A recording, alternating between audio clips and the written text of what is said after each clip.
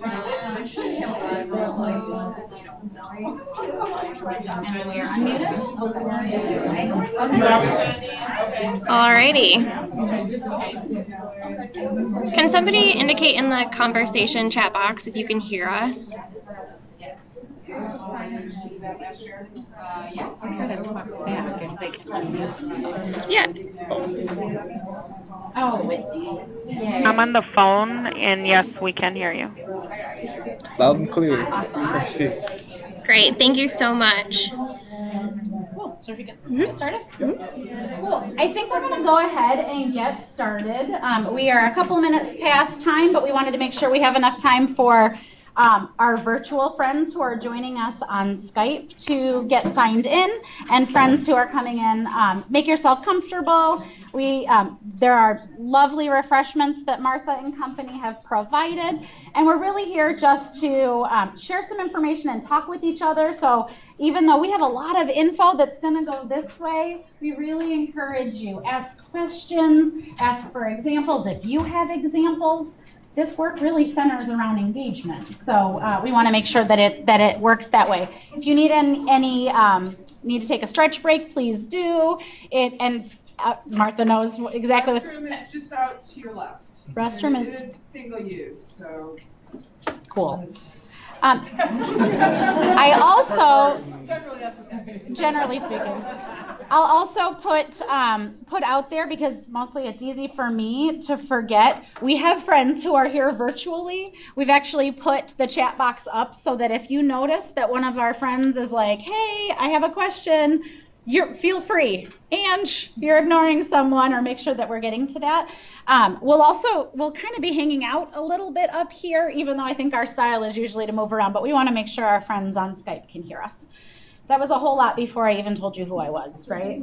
My name is Angela Precht, and I'm here from the Michigan Public Health Institute. I'll let my colleagues introduce themselves. Hi everyone, my name is Tyler Logan. I'm also with MPHI. And my name is Elena Omer. I'm also with MPHI. So in just a minute, we'll tell you why we're here, which let's just do it right now before we hop into this very specific detail about a project that we're working on that I think might be new to some of you. But we are here, as you heard, from the Michigan Public Health Institute. We have the pleasure and delight to be able to work closely with a number of you in the room on a project called the Southeast Michigan WIC Engagement Project. And we're going to tell you more about that in just a minute. For those who are unfamiliar with that, it's really helpful when we're doing a training like this to kind of get a sense of who you are too. And I know some of you. I think that we've seen a lot of faces here. But if you could tell us your name, where you're coming from, and what sort of brings you here today, that would be super helpful. Any brave soul want to start? Yay, thank you. My name's Lauren. I'm a dietitian lactation consultant, and I'm the breastfeeding coordinator for the Macomb County Health Department. Thank you, Lauren. Anyone mind if we just kind of tag after that? Sure. My name is Marissa. I work at the Macomb County Health Department here. I'm actually a public health analyst, and I'm not in WIC, but I am interested in it, and I was invited here by Ifoma and the WIC team. Great. Welcome. Hi, Will. Hi, my name is Ifoma. I'm a public health analyst here at the Macomb County Health WIC program. I'm Samantha. I'm part of the breastfeeding team, also in the Macomb County WIC. I'm Nicole Frank. I'm a program manager here at this health department in maternal child health, not specifically in WIC, but felt that this would be beneficial for me. I'm Lillian Schreiber. I'm a coordinator here in the same division as Nicole, and you'll be Paulette. And we are trying to do focus groups for prenatal reasons, so that's why we were invited. We appreciate it. We're glad you're here. I'm Colette Beckman, I'm the Family Planning Program Manager. I work with these lovely ladies, and yes, we are invited here. Thank you. So we can learn from focus groups. Thank you. Alicia Hall, I'm the Phase 2 WIC Coordinator Subcontractor with Detroit Health Department. Marsha Browner, WIC Program Manager for the City of Detroit Health Department.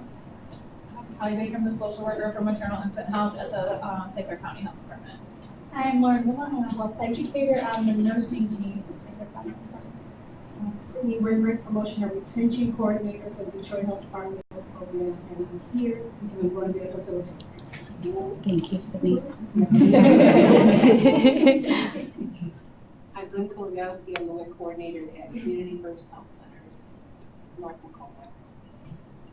Thank you, everyone, and welcome. Oh, we're going all the way around. Hi. I was going to skip to our virtual friends, but I'm not leaving our friends over here out. I'm Shayla Harris. I'm from the Oakland County WIC program. I'm the breastfeeding care counselor, and I'm also the media facilitator for South Coast. Welcome. I'm Elise Sanchez. I am with the Wholesale WIC program, with the coordinator over there. We're a subcontractor with Oakland County. So. Lisa Banks, the WIC coordinator at Oakland County. Hi, Scott, Oakland County WIC office. Auxiliary health worker. Hi, my name is Dives. I'm the WIC coordinator at CHAS WIC in Detroit. My name is Janet. I'm from Chess Center as well. And I will be helping Darish be the facilitator.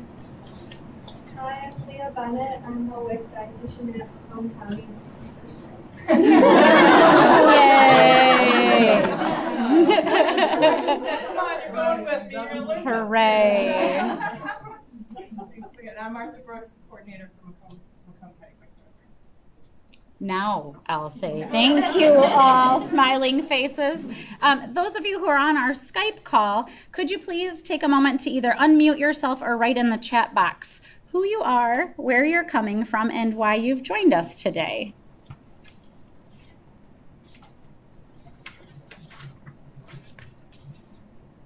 We've already gotten confirmation that you can hear us. At least one of you can. It would come through my computer. My participant said that You can't hear anything. So now let's unmute. Okay, so we are not muted. Whitney can hear us. So we know that at least one participant can hear us, which does not help the other four. Thank you. Marche's got good communication. You have two on the phone line, too. Hooray! We just started being able to hear our friends on the phone. So it sounds like maybe you started talking and we couldn't hear you. Oh. My name is Cheryl Polk. I'm with Moms and Babes WIC 2. I'm a breastfeeding specialist. Anyone else on the call? My name is Kifa Samad. I am with ACC WIC. I'm also a breastfeeding specialist. Welcome. Thank you. Anyone else on the call?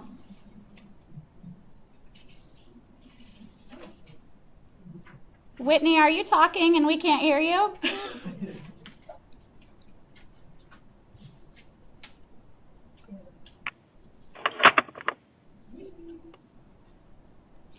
So voices that we've been able to hear so far, I'm wondering if you can also see our PowerPoint presentation. Can someone let me know whether or not you're able to see that?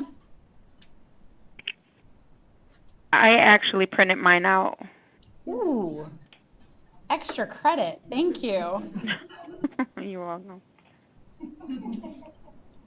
Is anyone else who's on the phone able to see the PowerPoint? I'm going to it now to see if I can pull it up. I didn't join. Yep. So if you called in a number, instead of clicking on a link, it will take you, it'll bring you into the call, but you won't have the audio component. If you click onto it on a phone or a computer, that's what that's called, you'd be able to see the PowerPoint. But if you are following along on the phone, if you have any questions or need us to stop or slow down, please let us know. Okay. So my next question in our getting to know you sense making is, in the near future, some of you gave me a hint of this, do you think you might be a facilitator or a note taker or scribe? So if you think you might be a facilitator, would you please raise your hand? You can raise your hand for both if you're like, I haven't been told yet which part am I doing. Both. If you think that you might be a note taker or a scribe, please raise your hand. Awesome. Thank you. Marcia, are our friends here? Yes, she said she can hear us. For some reason, we can't hear her. Oh, darn it. Okay. There was only one, but the other two are on there and can hear. Okay, wonderful. So those of you who aren't with us in person, it sounds like there might be some audio issues in you being able to talk to us. So we'll invite you to use the chat box. I've enlisted our friends in the room to help us pay good attention to the chat box. Feel free to write in if you have any questions. And it sounds like we have a friend who's joined, Leslie Barksdale. Welcome, Leslie. Thank you for joining. So let's talk a little bit first about why we are all here together. You gave why are we here? A really good sense. It's a really good question. Just so you know, if you're on the phone and you are not muted, we might hear out loud ponderings or side conversation. But I'm going to talk a little bit. Oh, and boy, I'm sorry. I know this is really small text, but we want to tell you a little bit of a story of a very specific project that brings us here together. And we are so excited that we also have some additional people in the room who came beyond the scope of this original project. So let me tell you a little bit of a story. We're here to talk about focus groups. We're also going to call them community conversations. So I'm pointing to my MPHI friends here. We're going to use those words interchangeably today. They mean different things in different places, but for the purposes of what we're talking about today, if I slip up and say community conversation and you're like, wait a second, I thought I was here for a focus group, it's the same thing. But what we're really here because community conversations or focus groups are a part of this bigger project that's going on right now. I already said the words, so you might have already remembered them, but the Southeast Michigan WIC Engagement Project is a really exciting project that's coming out of the Metro Detroit area.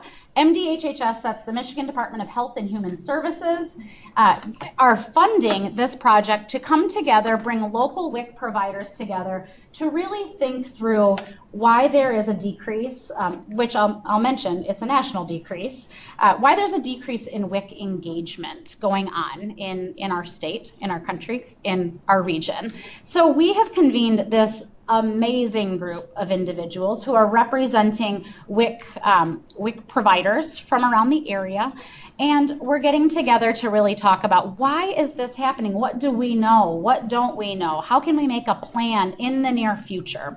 And what this group decided was that this group of very bright professionals has a lot of ideas. We have data, we have experience as professionals, but what the group doesn't know is maybe what they don't know. So they said, you know what's really important? It's to do some information gathering. We really want to go out and ask our community, what's going on in your community? What's helping families be their healthiest and happiest when it comes to food security or insecurities? And also, what are your thoughts and suggestions of what a program, kind of like WIC, could maybe take into consideration to be able to build an action plan in the near future.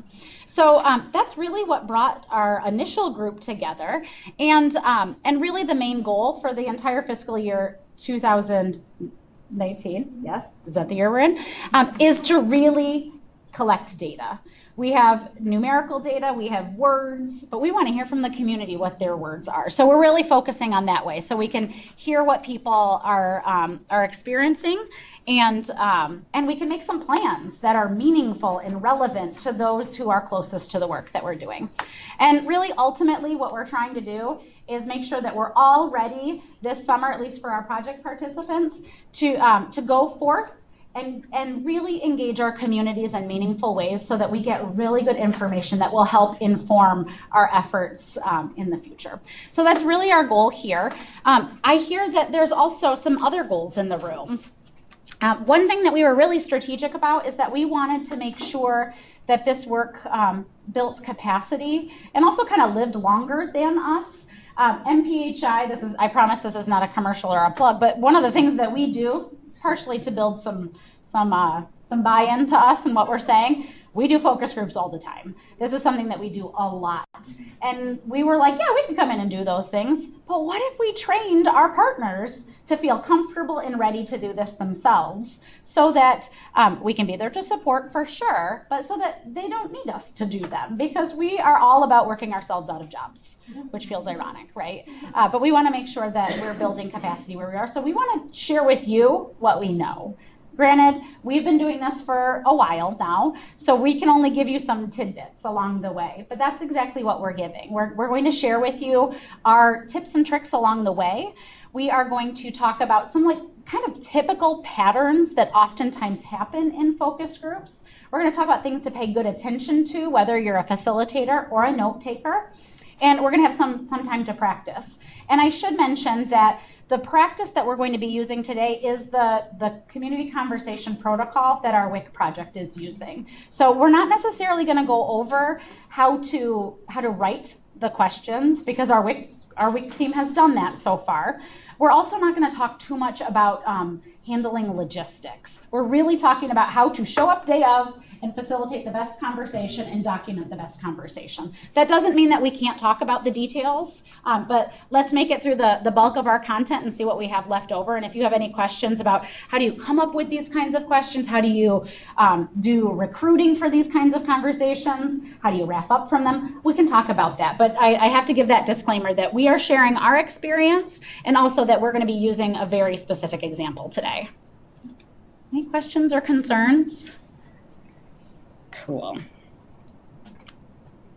So I'm going to pass off to Tyler. Perfect. So some of you may have heard of a focus group, but just in case you have not, we want to kind of dive into what a focus group is and then also what it is not. A focus group is a guided discussion. Usually it's with people who have some type of commonality. So for example, pertaining to this group, it will be a discussion amongst your community led by yourself, WIC providers. It's also a discussion to collect information that will guide future decisions or create solutions from a certain perspective.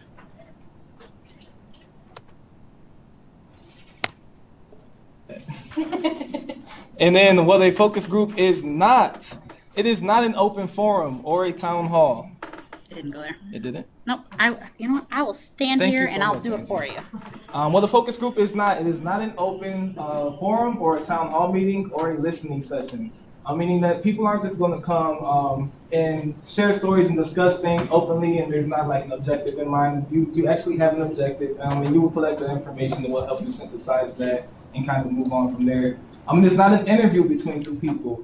You will be there to help facilitate and guide discussion between the group. And honestly, it kind of just naturally happens. I'm pretty sure that you will be there facilitating less of the time than the people are actually there talking. And then it is an opportunity, an opportunity to have a predetermined solution. So we're not necessarily going in with some predetermined things in mind. We kind of want to see what community needs are and then go from there. Thank you. And then the next thing, so responsibilities of a facilitator include ensuring that participants know what they can expect. So you would hate for participants to show up expecting that they were only going to go and get an incentive and not actually be engaged within this conversation. Also want to make sure that you're sharing and enforcing rules and creating a safe environment for everyone. Of course, that just means that they'll be more open and willing to talk and share what they believe or what their experiences have been. You want to begin the conversation and ask these plain questions that Angie mentioned earlier. You also want to encourage participation. That's really big. Sometimes you might have a few participants that are a little bit more introverted that may not want to share, and we'll dive a little bit into that and how to strategically navigate through that. You want to summarize when needed. This really helps out the note takers or facilitators. Sometimes people can go on tangents and they'll give you 3 different stories before they get to the main theme. So kind of summarizing that afterwards really helps out in that sense. Remaining objective is very important. And then lastly, you want to thank and release participants when the conversation has ended because they did take the time out of their day to come and support the solutions that we have. Responsibilities of a note taker include capturing notes about the discussion. This is really important because, again, sometimes people will go and tell you 5 different stories, but it all has a common theme. So by doing that, you can record general ideas of what is being said. That's often the things that note takers do. You can also note emotions that are often emphasized within that discussion because that adds context to the actual conversation itself. If there is an audio recording, which sometimes in focus groups there will be, sometimes there aren't, that's okay, we'll figure that out per site. You want to inform participants that the group will be recorded though, if you do use a recorder. Place it in the center of the table or somewhere that's really effective that it'll capture all of the voices in the room. And then you want to start that recorder after the introductions because usually a lot of the information remains anonymous. So if you start the recorder and then you do the introductions, we all know who is in the room, which kind of combats that. And then you also want to watch the time. Sometimes the facilitator is so involved in facilitating the conversation, they don't necessarily have the time to look at the clock, or they just don't want to come off as they're not paying attention. So if you're watching the time for the facilitator, that kind of helps them out in that sense. And then you can warn them when the time is almost up. Lastly, review and polish notes after the discussion. And then specific to this project, distributing incentives and capturing signatures on the sign-in sheet at the end of the conversation. Don't ask for questions. Yeah, any questions on any of that? So Tyler, when you say on your recorder where the information will be stored, I mean, just reassuring them that what? Yeah, so usually in the beginning of these conversations, if you will be recording, you just let the participants know, like, we will record this conversation. However, everything will be renamed anonymous. Your name won't be attached to anything shared here. The data will be collected by our agency, and then we're just using it to figure out X, Y, Z. This really pivots around our experience also as researchers. Yeah. Oftentimes we'll use focus groups in a very scientific way, or we'll use focus groups that way, and to remain true to what we've put in our IRB, so that's really to protect human subjects when you're doing research. We say, this is what we're going to do with the recording, so it's usually things along the lines of, what you say in this room will remain anonymous, nothing will be identified to being connected to you, but also there's a protection of where the information will live. Mm-hmm. It might be really frightening to someone to be like, are you going to just have your recorder sitting out in a conference room somewhere with my voice on it saying really important things or maybe private or sensitive things?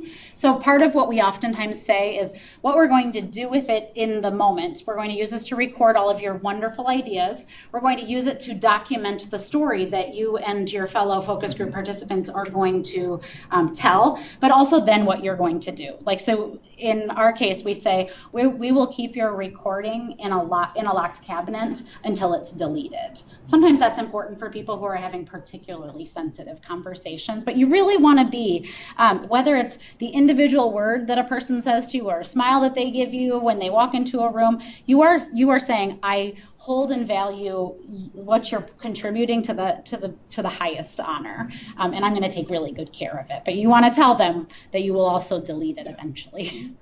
And something that Angie and Tyler both alluded to is that you want to tell them like the purpose of why you're recording it. And so what in our experience has been received very well is we're saying we're recording this, we're capturing general themes, but if the conversation gets going and the scribe isn't able to collect that, we're using this recording to help that, because you don't want them to think that we're taking word for word things from them either.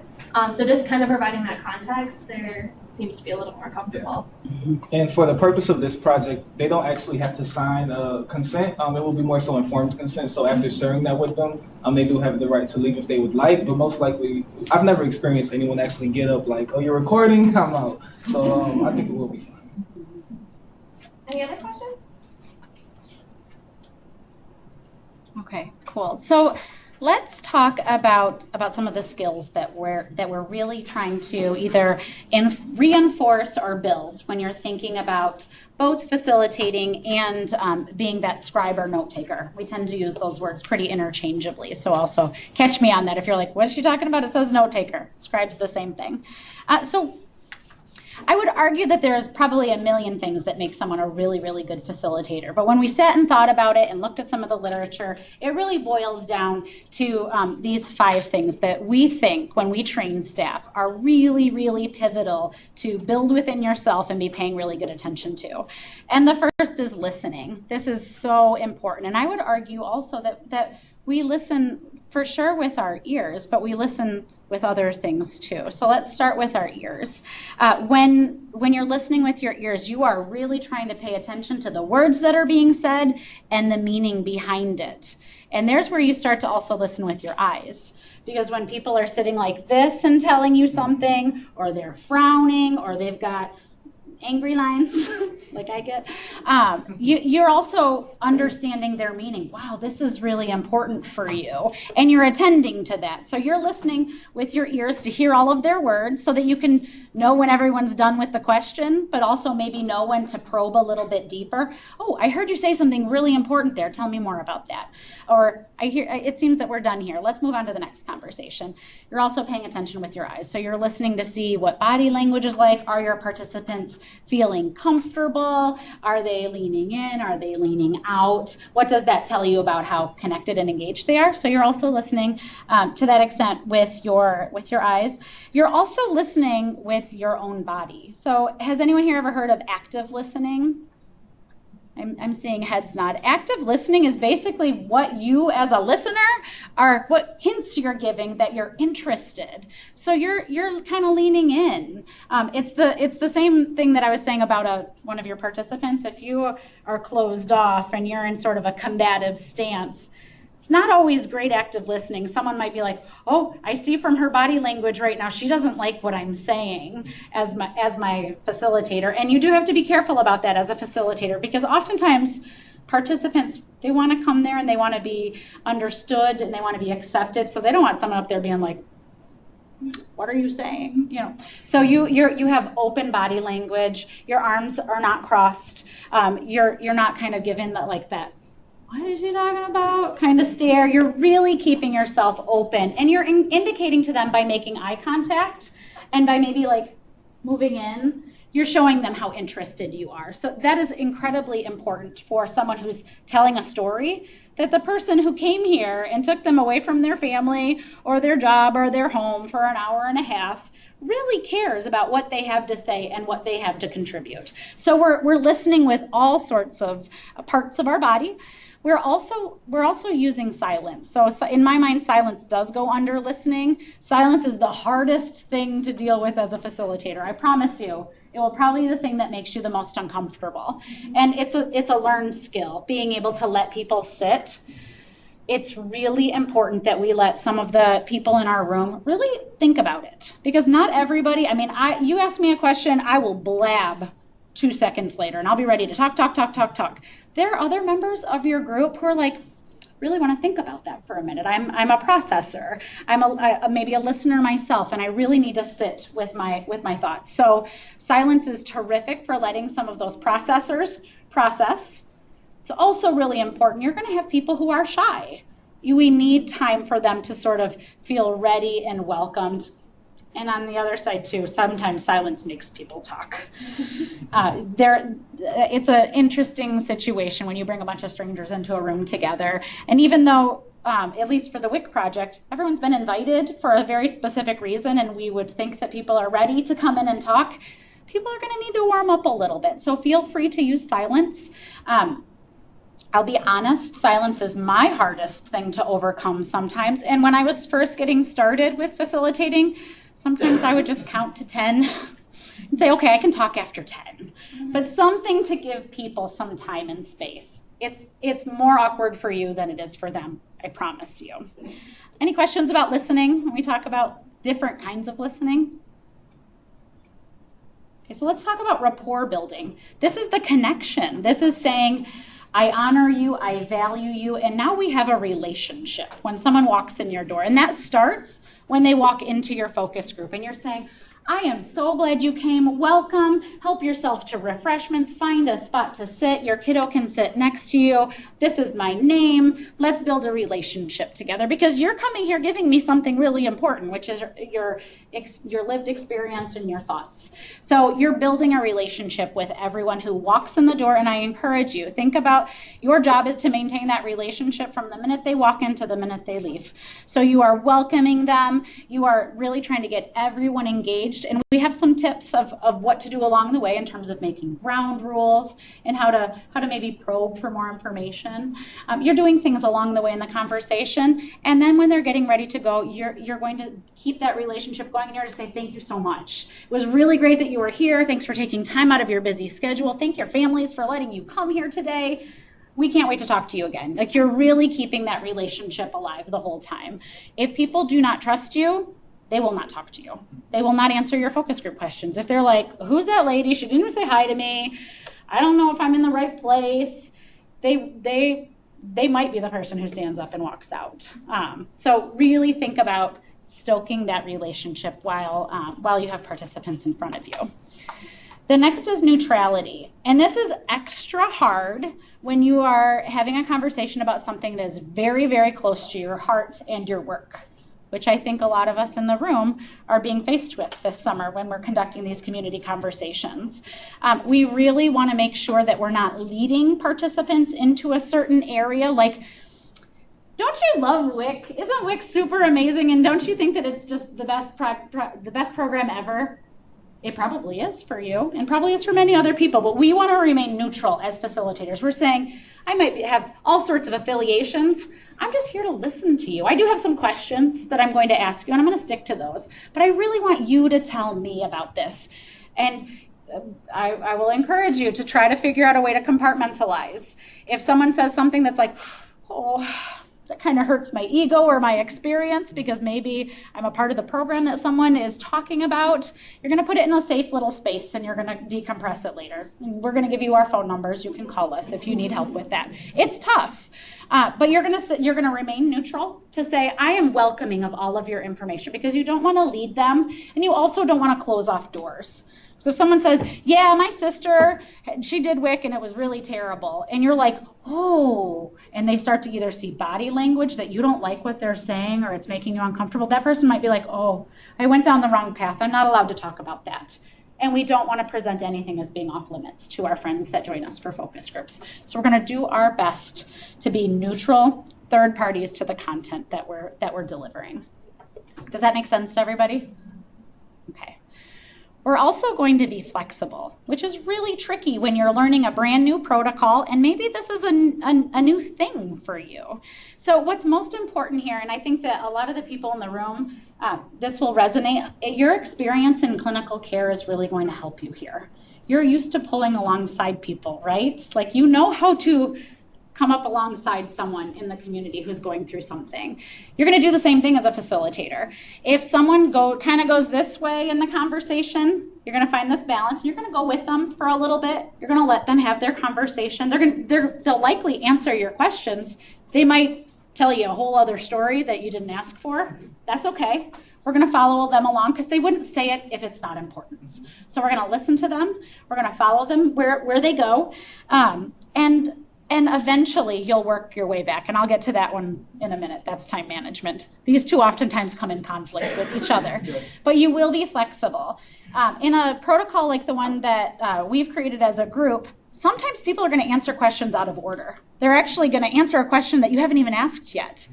And as a facilitator, you're going to be like, that's awesome. We just got the answer from one of our questions from one of our participants. And then you're going to kind of nimbly move back and forth. Well, I know you started to tell me some solutions, but I didn't hear from everybody. Let's come back and talk about, what's going on in our community right now. So you're going to kind of do this little dance as a facilitator along your protocol. And that's one of the reasons why it's really important to be very familiar with the questions that you're asking, so that you can say, I know I heard someone jump to this question that we were going to do at the end, but now I know that I need to come back. So whether that be taking notes, and you can, as a facilitator, you can say at the beginning, I just want to make sure that I'm following you guys really, really well. I'm not taking notes about you guys. I'm just taking notes on for where I need to be in the conversation. So you might say, go back to question 3. It's going to help you be flexible and move around. And lastly, I don't know if you guys think the same, this is my hardest part, is time management. Because you're going to, as a facilitator, and hopefully with the help of your note taker or scribe, you're going to sort of pace the conversation, which is really hard when I just asked you to be really flexible, right? So in my mind, this ends up being something that you have to be doing every single minute. You have to be saying, you have to know in to a certain extent how much time you have left without, remember, body language, looking at your clock the whole time. Because if you're talking and I'm, like Tyler said, if I'm like, they're gonna think that you're not engaged. So you and your note taker are gonna have some signals of like, yeah, we have 5 minutes left, time to get going. And then you might say, hey, we are super short on time. I want to honor that you all came here and you thought you were leaving at 6:30. So let me skip to our next question. That's really important. You're also going to be able to use skills like saying, wow, that was really great that you told me that, Lisa. Thank you so much. I'm going to see if I can hear from some of our other friends in the room right now. Sometimes that helps because sometimes you're going to have, I don't know if sometimes is even the right word. Oftentimes, right, you're going to have there's a minority in the room that's going to talk a majority of the time. And that sometimes ends up being the hardest thing to manage for your time. And one of your best skills, one of your best tools is going to be the ground rules that you'll set by saying, you know what, we're going to make sure that everybody gets a chance to talk. Because then as a facilitator, you've opened the door and your ability to say, hey, I love that you keep participating. This is super great. I want to make sure that I'm respecting our ground rules. And I haven't heard from Nicole yet. Are you comfortable talking next, Nicole? And really working yourself around the room. So use your relationship with people that you're building and also use the ground rules that you're working if this time management ends up being kind of a tricky spot for you. It's one of the hardest. I have an extra tip. So Angie, you made me think about it. So as she said, a lot of times people will jump around in questions. And so sometimes what I do is I'll jot down, like, they may answer a question later on. So I just write down, like, what their responses were. And then when we get to that question, be like, I know we talked about this a little bit, and you definitely mentioned that this, and this are already kind of answering the question, but what else? That way you can kind of, those people don't reiterate what they said before, and it shows them that you're truly listening to what they're saying. That's great. Thank you for adding that. Tyler, do you have anything else to add? My only addition would be that oftentimes I'm an extrovert. So like Angie said, if you ask me a question, I'll just yell out an answer before I even actually think about it. Sometimes it doesn't make sense. Sometimes it does. I just go with the flow, right? Not everyone's like that. Sometimes you have introverts who are in the room. And I recently learned, I have to fact check this, so please do it if I don't. That introverts on average take about 7 to 9 seconds more than extroverts to actually process things and think about what their answer will be. So just consider that as well as you're facilitating or taking notes, that sometimes everyone in the room might not be an extrovert, they might be introverts, so they may need a little bit more time to process what you're saying, which goes back into that silence component. So now that we kind of talked through some of the main points of facilitating, for those who said that they were going to be facilitators, is there any of these that you think are going to be extra tricky? Neutrality.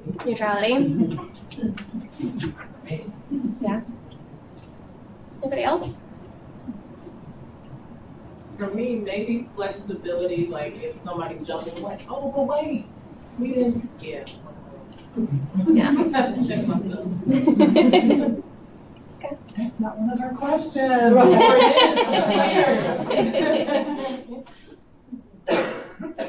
I think time management for me, because I'm always wanting more. I'm the person who's very emotional. So I want you to get your story out there. I want you to tell me what's going on. So I think that's going to be my hardest part, is cutting people off. Yeah. And we will talk about some tips and tricks later, because the words you just used are really powerful, cutting people off. And that's, as facilitators, that's on a cardinal list of sins of facilitation. It's a great way for people to be like, I see how this is. I see who's in charge here. I'm good.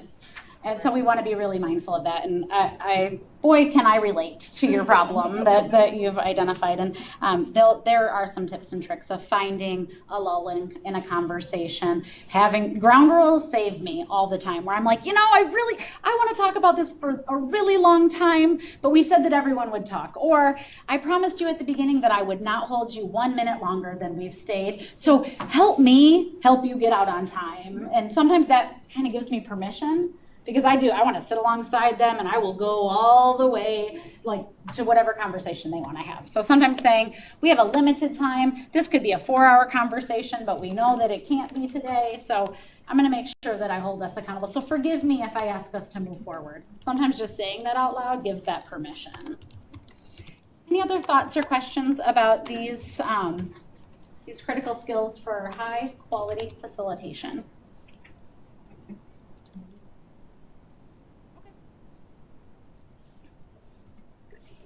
Thank you. And I'll invite, if I forget friends on the phone, feel free to unmute yourself and say that you have some comments too, but feel free to write in the chat box or jump in at any point if you have any questions or stories to share. So some of these skills also really play in when we're talking about the person who's documenting the conversation. So put a pin in some of these ideas while I talk a little bit further about you being the scribe or the note taker, the person who's really there to make sure that the words are documented. These are some of the things that we have found are particularly helpful and important when it comes to really high quality note taking and documentation. So similarly, we want to have that really high skill of listening. Sometimes, and this, I don't know if this will be surprising to you, but sometimes the scribe has to be a better listener even than the facilitator. I would argue they both need to be really good listeners. But if you are the person who is like, I'm the thread here, that this conversation will live for longer than it actually lasts, you have to get all of the words on the paper. So we want to make sure functionally that you're somewhere in the room where you can hear. There's something in front of you, or you end up having sort of a quiet talker. You want to position yourself in the room so that you can really hear everyone. So that is a piece of just functionally putting yourself in a place in the room where you won't have a difficult time hearing someone. But you're also really listening. What words are they saying? And also, Tyler alluded to this, what are they telling me without saying words? So you might even be writing like lots of heads nod when someone said this, because that tells us something. If someone says, you know, this one resource is super important in my community, and everybody goes, that's really important. So people just said something that if you were only recording words, you might not get down in your documentation. So there you might say lots of affirmation when someone said that. If someone is doing this look, poor people on Skype can't see the nasty face that I'm making, and the arms crossed and the lean back. But if someone is showing you body language that they're really unhappy, you might write in your notes something about how the words are being conveyed, because that comes into play when it comes to whatever you're going to do with the data next, which for this project is to create a summary of commonalities, themes, and patterns that we're hearing across our community conversations. And if we hear that there's a lot of dissatisfaction or dissent when a certain conversation comes up, that's kind of important for our team as we make plans for the future. So our scribes are listening for words, and they're listening for meaning as well. Our scribes need to be a fast writer or a fast typist. And we can go into pros and cons of either of them. I can't tell you that one is better than the other. You should select your modality that you are the best at. So if you are really good at handwriting, awesome, handwrite. If you are a very quick typist, have your laptop in front of you. This is not a spelling test, which is one of my favorite things about being a scribe. You are not going to get grades for having things correct, as long as you can tidy them up at the end, because that's going to be one of your homework assignments. Before you walk too far away from your notes, you're going to read through them and make sure that someone like us who wasn't there at the conversation knows what your words are. However you can get the words and the meaning on a physical piece of paper or in your laptop, that's going to be really helpful for you. And we also want to make sure that our note takers are precise. So when the words are being said, those are the words that you're putting down. If someone's like, yeah, I'm kind of cool with that, you're not writing, person is super mad about this idea. You don't want to infuse any of your own words or any of your own sort of assumptions or summaries of what they're saying. You really, as close to possible, want to be getting their words down in paper. So if along the way you're using abbreviations, or you've come up with like a shorter way to use a long word that everybody keeps using, just roll with that, knowing that you get to be the one that tidies up your notes at the end of the day. Does that make sense? What questions do you have when it comes to these skills? So just Go ahead, to Martha. clarify, Yeah. we're going to submit all of our notes to FPHI, and you guys are going to summarize themes. Mhm. So however we submit those notes, they have to be readable. I'm assuming we may or may not have to completely retype them, or we should plan on submitting a complete typed script. That's a really good question. And when you say like going back and retyping, do you mean if someone's handwriting? Yeah, I mean, people who handwrite, Yep. are you guys going to be able to, even if they go back and clean it up, are you really going to be able to? I'm just asking. Yeah, this is a good question. I'm going to invite you guys to give your opinions too. My instinct is that if it's not too burdensome, I think it's most helpful that we have the typed version. Because I really don't want to have to make any like sort of subjective decisions about what a word is. I'd really like us to be able to take it for what it is. And to be perfectly honest, we're going to put it in typed writing anyways. We're not using fancy software, which we do sometimes when this is more of a scientific study. But it would be really helpful if we had single electronic files. That's a great question, Martha. Ooh, I did not come here intending to ask questions about our project, but this actually is something I've had a pin in to ask our group, with the WIC group. For those of you who may be facilitating conversations in other languages, will it be possible to give us notes in English? That seems okay? Yes, Okay. Right? Yeah, to translate. Yep. And we can troubleshoot if that comes to be problematic, but that was something that I meant to ask at our last conversation. Do you feel like that works, Martha, that notes will come to us written, typed out? I think so. Mm-hmm. I'm just reading this. Yeah, I mean, I didn't know if people prefer to do handwriting, if that's an acceptable method of submitting notes to you.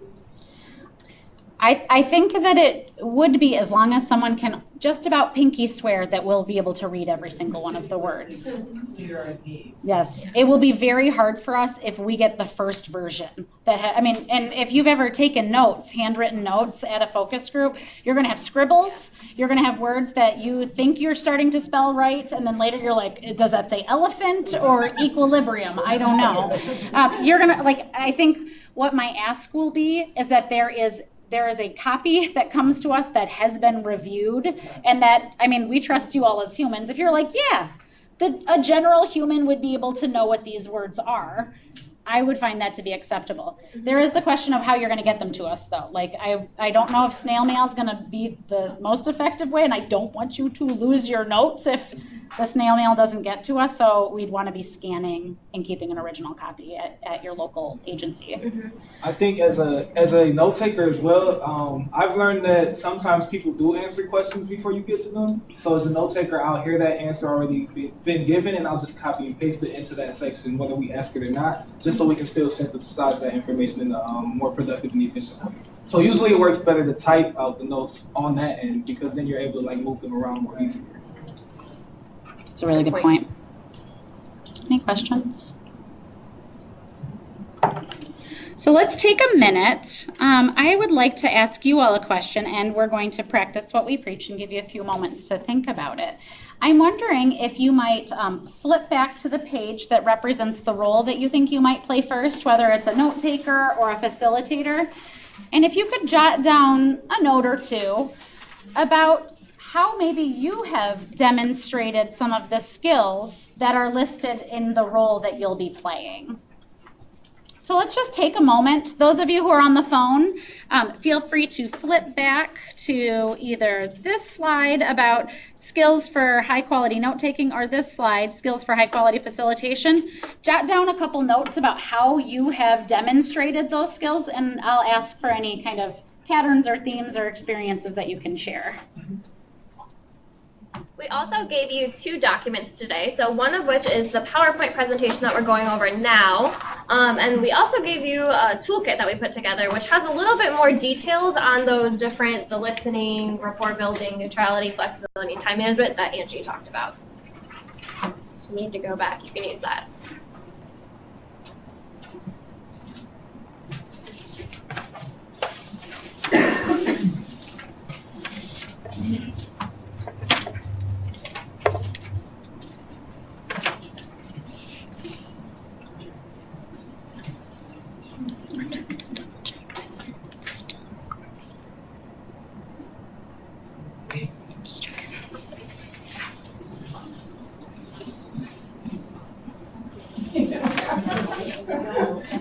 Oh,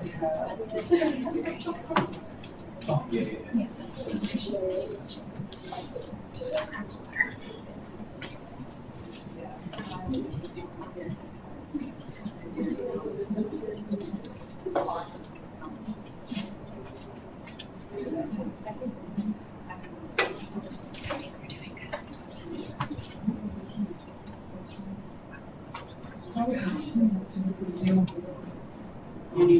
I won't let you put it on your mouth because that seems like we're crossing a professional line. I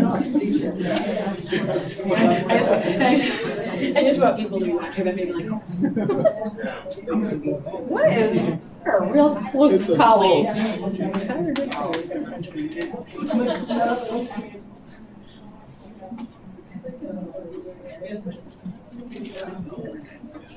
So let's come back together.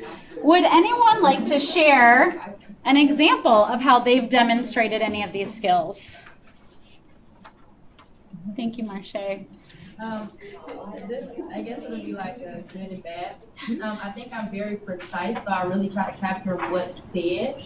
But I think it'll be a little bit difficult because I'm also with OCD. So when I'm typing and I see all this red pop up, I'm gonna want to go back and fix it, but I need to just let it be. Yep. But then just to, like you guys said, focus on the themes. And so focus on the meat and potatoes, but not the ingredients. Like I have a very hard time doing that. So now I'm like, oh, I shouldn't have signed up to be the note taker. Facilitation. I don't know. It is way easier to train your superpower to just move beyond the red the red underline than it is to teach someone how to be. I can't turn it off, but I can. Oh, you can. Oh, you can turn spell check off. Yeah. During the silence, I'm gonna want to go back and fix it. I was gonna say versus looking at body language. I'm gonna try to, multitask. As someone who experiences that same thing, like I feel like I have OCD when I'm note taking. When people tell the stories that I don't necessarily have to capture, that's when I go in and try to make my edits. Or when there's that long silence, I'll go in and try to make my edits. Do you recommend that, or do you recommend to really feel the room and document body language like you guys were saying? Yeah, it might. So, Yeah. I think being able to multitask like that, it kind of comes with the experience. So maybe later on. Yep. So yeah. Turn off. So try not to multitask too much. Try not to go fix all of your spelling mistakes or tidy things up too much. You will have time to do all of that tidying. When I note take, I usually I usually don't actually leave the room that I'm note taking in until I've looked through, where I'm like, I'm going to do my goodbyes and please sign this for a little bit, and then I'm going to come back and sit down and tidy up. Like it might help you to know that you will tidy up your notes. You will correct all the underlined things. You can turn spell check back on. Go ahead, Sydney. Okay, so with mine is facilitating, so I think being a past breastfeeding specialist is like a really good thing because you have to listen and you have to be really neutral because sometimes a mother can come in with the attitude of, I don't want to breastfeed, you don't know, you want to let her talk. Rapport building, I think I'm a professional with that. I'd agree. Flexibility, I can go with the flow. I think just pretty much being in that environment is really good. And then time management is really important being a breastfeeding specialist because you can't mess up the week flow. So it's kind of like all those there are kind of like check, check, and check. Yay! Next time around, Sydney is going to run the training. Thanks for sharing. Go ahead, I please. can agree with that because being the peer counselor, I teach breastfeeding classes 2 times a month, so I'm already like, okay, everybody, hi, I'm Shayla, this is what we're going to do today. If you have any questions, and then the awkward silence, I have to keep probing, engaging, or kind of moving around, or like seeing clients in my office. You do have to deal with that report because I'm like the link to you having a successful breastfeeding journey. So I think, like she said, check. I think we got it down. Awesome. The strength of what we did as lactation specialists. So. Thanks for sharing. Did anyone write down any demonstrations of the skills of a note taker that might be helpful for you? Get this back up.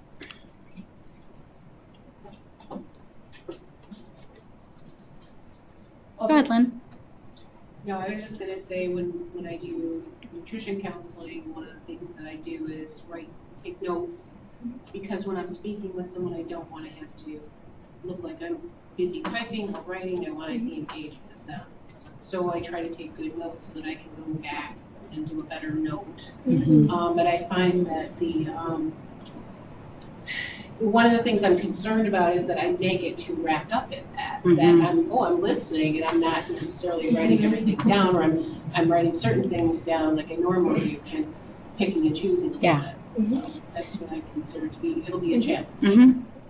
I would say, similar to what Elena said earlier, that picks up that ability to multitask between actually documenting and really, really listening. Totally is a muscle that you build over time. I would say that if it's the first time you've ever taken notes on a conversation like this, you just focus on taking the notes, because you will get to, if you take good notes, you can sit and listen later by reading through it. But I think you're right, Lynn, that you'll sometimes find yourself having to check of am I typing right now? Am I getting this down? I guarantee you'll build the muscle. Lisa? Is it good to have two people taking notes? Because what Kai might miss something and I will get is, like you said, if she's caught up in this, is it good to have two people taking notes, or what do you think, just one person? This is a really good conversation, a good question, and it's something that we've done all sorts of ways. I would say that if you feel at all nervous or insecure about a single note taker to be able to capture the conversation, it doesn't hurt to have a friend along. It does mean that you guys are going to have to share notes afterwards, because for our purposes, it will mean something different if we get two notes from the same conversation. We might think that more things were said more than they were. So if you and a friend take notes, we would ask you to send us one set of notes that comes to us. And so you have to have a conversation, and we call it consensus coding, where two note takers get together and they walk through their notes and they kind of figure out what was the right thing that was said, the correct or accurate thing that was said. So I think on one hand, it can be a very, very helpful practice if you're at all feeling nervous or insecure about your ability to capture the conversation. It does come with a little bit of extra homework for this kind of activity. That's also a question of capacity too. Do you have two people who can go to the thing beyond having a facilitator as well? Some people may have more flexibility with that than others. I would say for rigorous studies like those that we've done before, the actual words being perfect, perfect, perfect are important. We are using these as a way to help inform our planning moving forward. So we really do pull less to the very, very specific word. Like when we do our analysis to be able to turn something back around to you all in the WIC project in August, when we do sort of our action planning retreat, we're going to give you big, higher level patterns, themes, and trends. So I would say that this is not the most high stakes note taking that you'll ever be a part of. That because I know that it's not like most WIC programs just have tons of people waiting to do things on Friday nights at community conversations. I would say that it's probably a safe place to reserve some resources. This is me totally infusing sort of my opinion on it, and I think that's part of what you're paying me to do to a certain extent. But I would say that it's less necessary to have every single word completely perfect for these documentations. Does that make sense? Some conversations you might utilize the recorder as well, which then the note taker can go and listen again and see if they missed anything and just add that to notes. Great. Any other questions or examples of when you've used some of these skills? We were just commenting about maybe turning off autocorrect. If you're typing fast, you may not notice we're changing words. That's a great idea, especially when there are, if there are a lot of abbreviations being used. Sometimes you've seen autocorrect flip it back to something else. That's a really good idea. I think that's smart. Samantha, you had your hand up. This is probably for smaller things, but sometimes I judge gymnastics meets for my old work, but like, I like to do it only if I have a partner, because I sit with us. Because like, once they do it, like, you can't make them do it again. Okay, wait. It's like on this part, right? So I think having two, like, if I were doing it, I would feel better having two note takers and then going through it again. Yeah. You're not going to do it wrong. So I mean, that's me saying, if that's how you feel good practicing it this way, awesome. Do it that way. Go ahead, Marissa. What are your thoughts on having the recorder? I mean, obviously the recorder and the facilitator should both be kind of watchful and mindful of time, but I don't know how it would be to like maybe, should we be like recording the time, say every periodically on our notes, that way when we go back and like listen, we can, or like look at it, we can be like, oh, this person looked this way at this question, which was asked at like this time. I don't know if that's like a thing. I was just thinking about that. I've had teams use that kind of a method when it comes to an audio recording that we have a transcriptionist working on. I think for the use that we have of these documented conversations, I think that's less of a concern. But again, if there's a method that helps you feel like I know what I'm doing and I'm good with this, I trust your use of it. Have you used any of those methods lately? I haven't had to. Okay. Nope. It's a great method, and it can be really useful sometimes, especially if you're going back to a recording. You're like, this is a 2-hour recording. How do I know where to go? Yeah. Any other thoughts before we move on? Cool. So Elena's going to take it from here. All right, so when it comes to preparing for the community conversations, there's different things you would do for a facilitator versus a scribe. So as a facilitator, you want to make sure that you have read the facilitation plan. That's the questions and the order of events that we're going to go over today, and we're going to actually kind of go through the example. You're also going to want to make sure you practice the script, so you know what's going to have to be said during the conversation. And be familiar with the toolkit. So within that toolkit, the document that we gave you today, the beautiful colored one, there are tips and tricks and ways to kind of get out of tricky situations.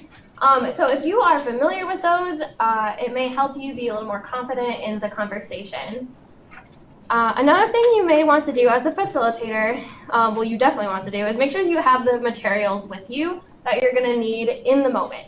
So the other things you're going to do ahead of time, this is when you go to the community conversation, make sure that you have the plan with you with all of the questions, the toolkit for tips and tricks if you need it in the moment, and then also a pen to be able to jot down some of those things that people say.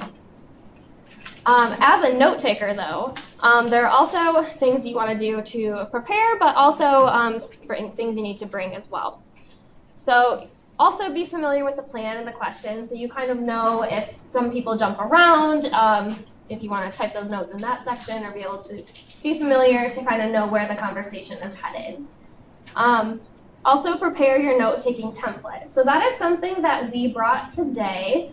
We just brought a copy, so it's that one page that we handed out. And it's got all of the questions, and then the probes as well, and it's totally my preference, but I like to put a bullet point. That way when you jump to that next question, you can just hit enter. Sometimes if you do it without bullet points, it just kind of gets in a jumbled mess, my experience. Yeah. You don't have to do it if you don't want to. So being able to have that note template, we'll make sure you have it electronically. And if you want to write down your hand notes, just making sure that you have the questions in front of you so that you can refer to that where your notes are. Something else that you're going to want to do is also become familiar with that toolkit, because we do have those things, the tips and tricks in there also. As a note taker, some of those things that Angie mentioned that we need to be mindful of as we scribe for the facilitator.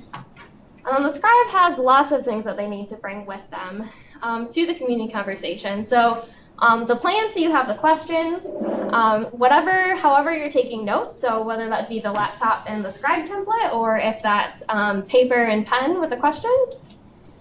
You're also, if you guys do plan to use a recorder, that has to come with you as well. Something we have learned, batteries is a great thing to have as well. We ran into that once or twice.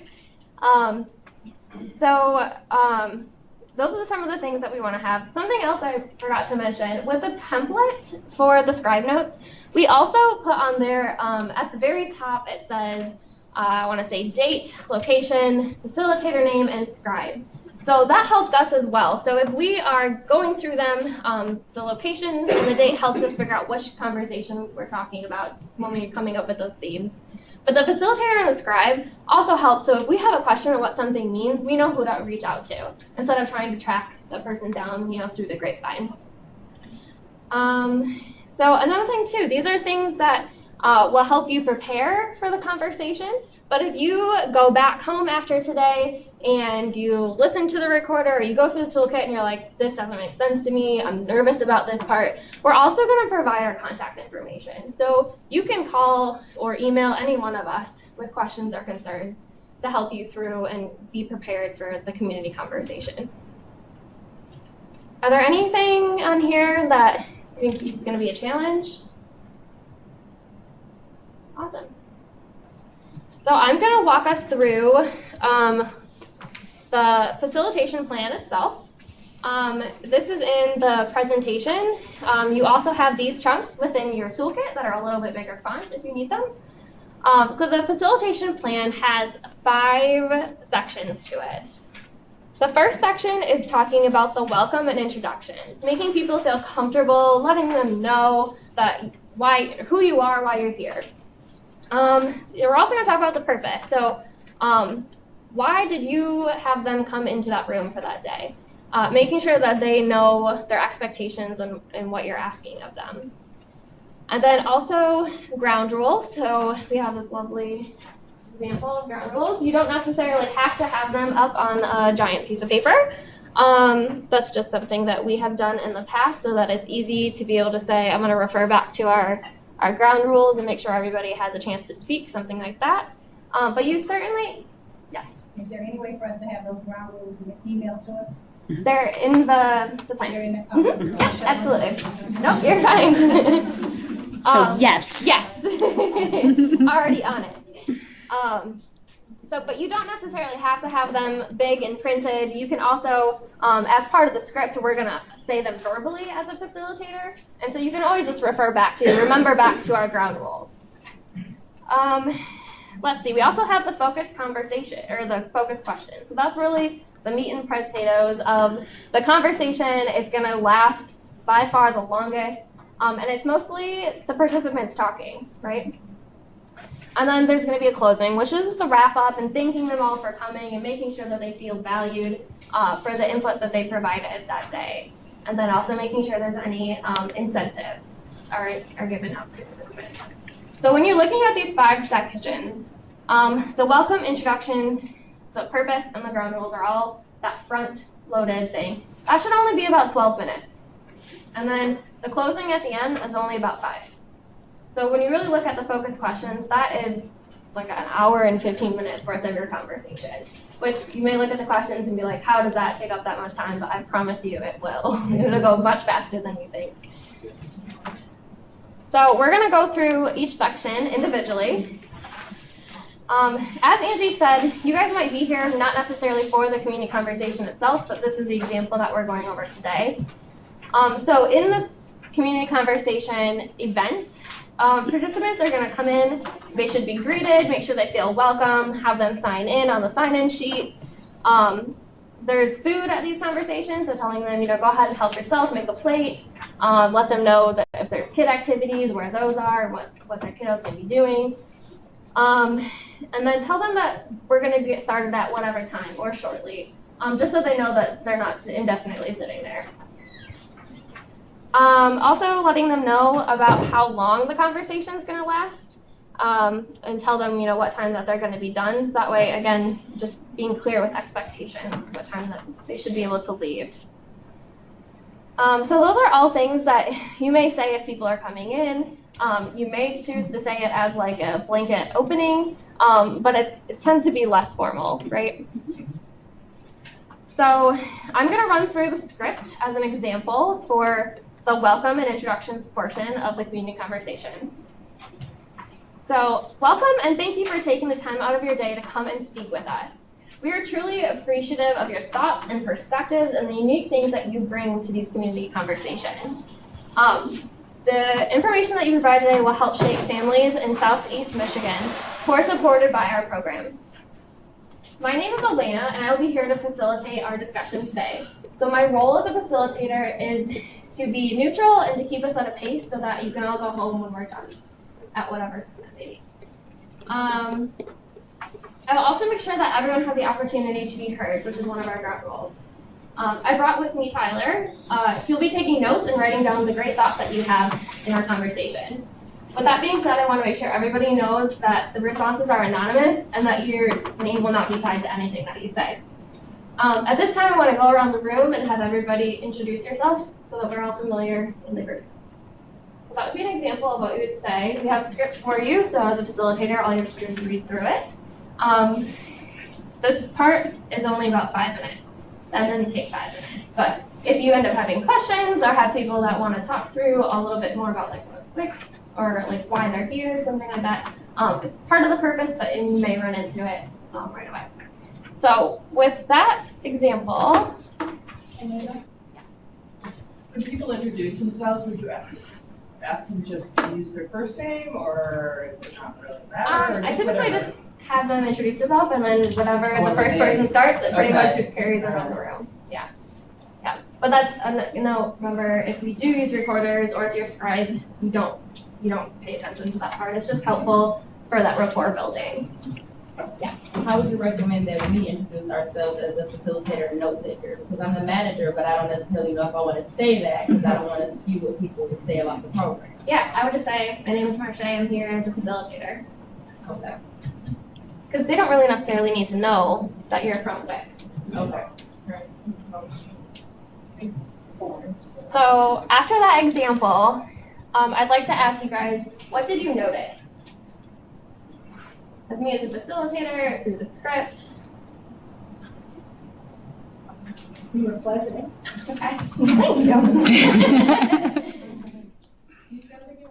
Yeah, so what did you notice? As I was going through the script, just as a facilitator, it flows. It flows? Okay. It was like red, you can tell red versus known, like conversation. Do you think it made a difference? Do you think it made a difference? So I don't know. For me, I would try to memorize it because if it's you're less looking at the paper and saying word for word, but more seeming like you're developing that connection right away, where it's like you know what you're talking about. Let's get started. Yeah. I think that's also something that comes with practice too. So if it's your first one, maybe more reading, but when you start going and we've done the same facilitation plan over and over and over again, by the end, feel like I don't even have to look at this. I can just kind of get the talk.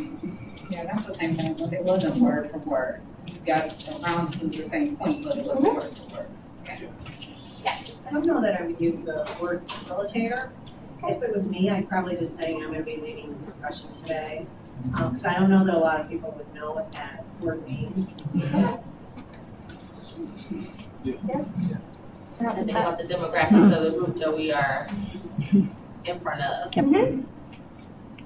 But I think that goes back to Kai's point too. So we can say that because it means the same thing, right? But it doesn't necessarily have to be like word for word. As long as we make sure that we stick to like what is being portrayed. A tip that I've actually received from Elena through my process of learning to be a facilitator was Elena would highlight the key things within like each bullet so that if she is just speaking from the top of her head, she can look back at her paper to see like what she needs to speak on, and then it just helps her cross that off the list. Especially as you get started on this, I think, and I'm thinking about a wide group of experience and comfort in doing this. I think that some of you may really relate to what Ifeoma was saying of like, I don't want to show up and read this. I'm cool with that. This is a place actually for you to add some of your flair. Like this does not have to be read word for word. I will ask you to read word for word when we get to our questions, but use your personality to say these things. If when I say that you start to get freaked out that you're going to forget some of the words and you're like, but wait, is it bad for me to read the script? It is not. Especially if you're new to this, if what you have in front of you are the words on paper, I would say honesty to your group goes really, really far. And maybe I'm kind of an oversharer. You might have learned that already. But I think that there's also something to say, I'm so excited to be here with you guys. I'm not in front of groups very often though, so I'm going to hold my my notes in front of me and I'm going to refer to them. And you can give yourself permission if you're on that other side of like, I kind of don't want to improvise, but I feel funny reading. It's okay to say, I've got some notes here. They're just going to help me stay on track and make sure that we have a really good conversation. So don't mind me if I check into my notes. So if you're on sort of the other end, know that there's comfort and a place for you in this conversation too. Yep. Absolutely flexibility to be able to kind of adapt to your comfort level. So Elena mentioned that this should take no more than about 5-ish minutes. Also, I mentioned we aren't going to do a ton of logistics in planning, but just a couple things to keep in mind. At this point, you want to make sure that the facilitator and the scribe have the things in front of them that they need to follow the conversation and take their notes. You're going to want to make sure that you have a sign-in sheet. And if you're a part of the WIC project, that's something that we will be providing because you'll have a facilitation advisor at every one of your community conversations. Will come with the sign-in sheet, will come with pens. But you may choose, this is totally up to you guys, if you want to have name tags. Sometimes we do have like just those stick-on stickers. Sometimes we just fold pieces of paper in front of us because it's really powerful for you as a facilitator to be able to call people by their name. So make sure that not only do they have each other's names, but that you can be like, you know, hi, thank you so much, and actually be using people's names. So think about that in your planning.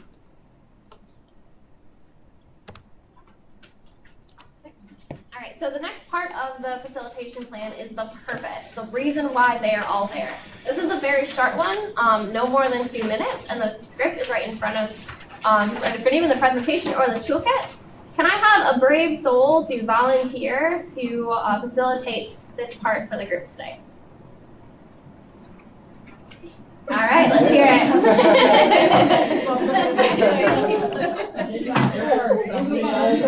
Okay. I just want to say that before you start, my boss keeps looking at me like, I didn't say, oh, I want to be the facilitator. It was like, okay, Shayla, this is what you're doing. So every time she was like, she makes like an example, she's like, there would be more. Good thing, I'm not looking that way. She's gonna volunteer. I was like, Cindy, that has your name all over it. She was like, oh, yeah, we'll do it. See, you're right. Great. Good at it. It's good your boss recommended you. Yeah. That's a bad thing, but if you see me and Cindy keep shooting our hands up, you got extra. Okay, so I can go word for word. You can, yeah. Okay, so WIC stands for Women, Infants, and Children, and it's a federal program that helps families who are pregnant or have small children with their food needs, among other things. The number of people that are using WIC services across the United States is lower than it has been in the past, and we don't know exactly why. 5 counties in southeast Michigan have joined together to see if they can get a better understanding of why people are using WIC and if there is something that they can do to do better, to better meet the food needs of those in the community. For providing your thoughts, perspectives, experiences, and your valuable time with us today to help improve WIC, we are giving you a $25 Visa gift card. Once our conversation has ended, please make sure you see the person distributing Marche before you leave today to get your gift card.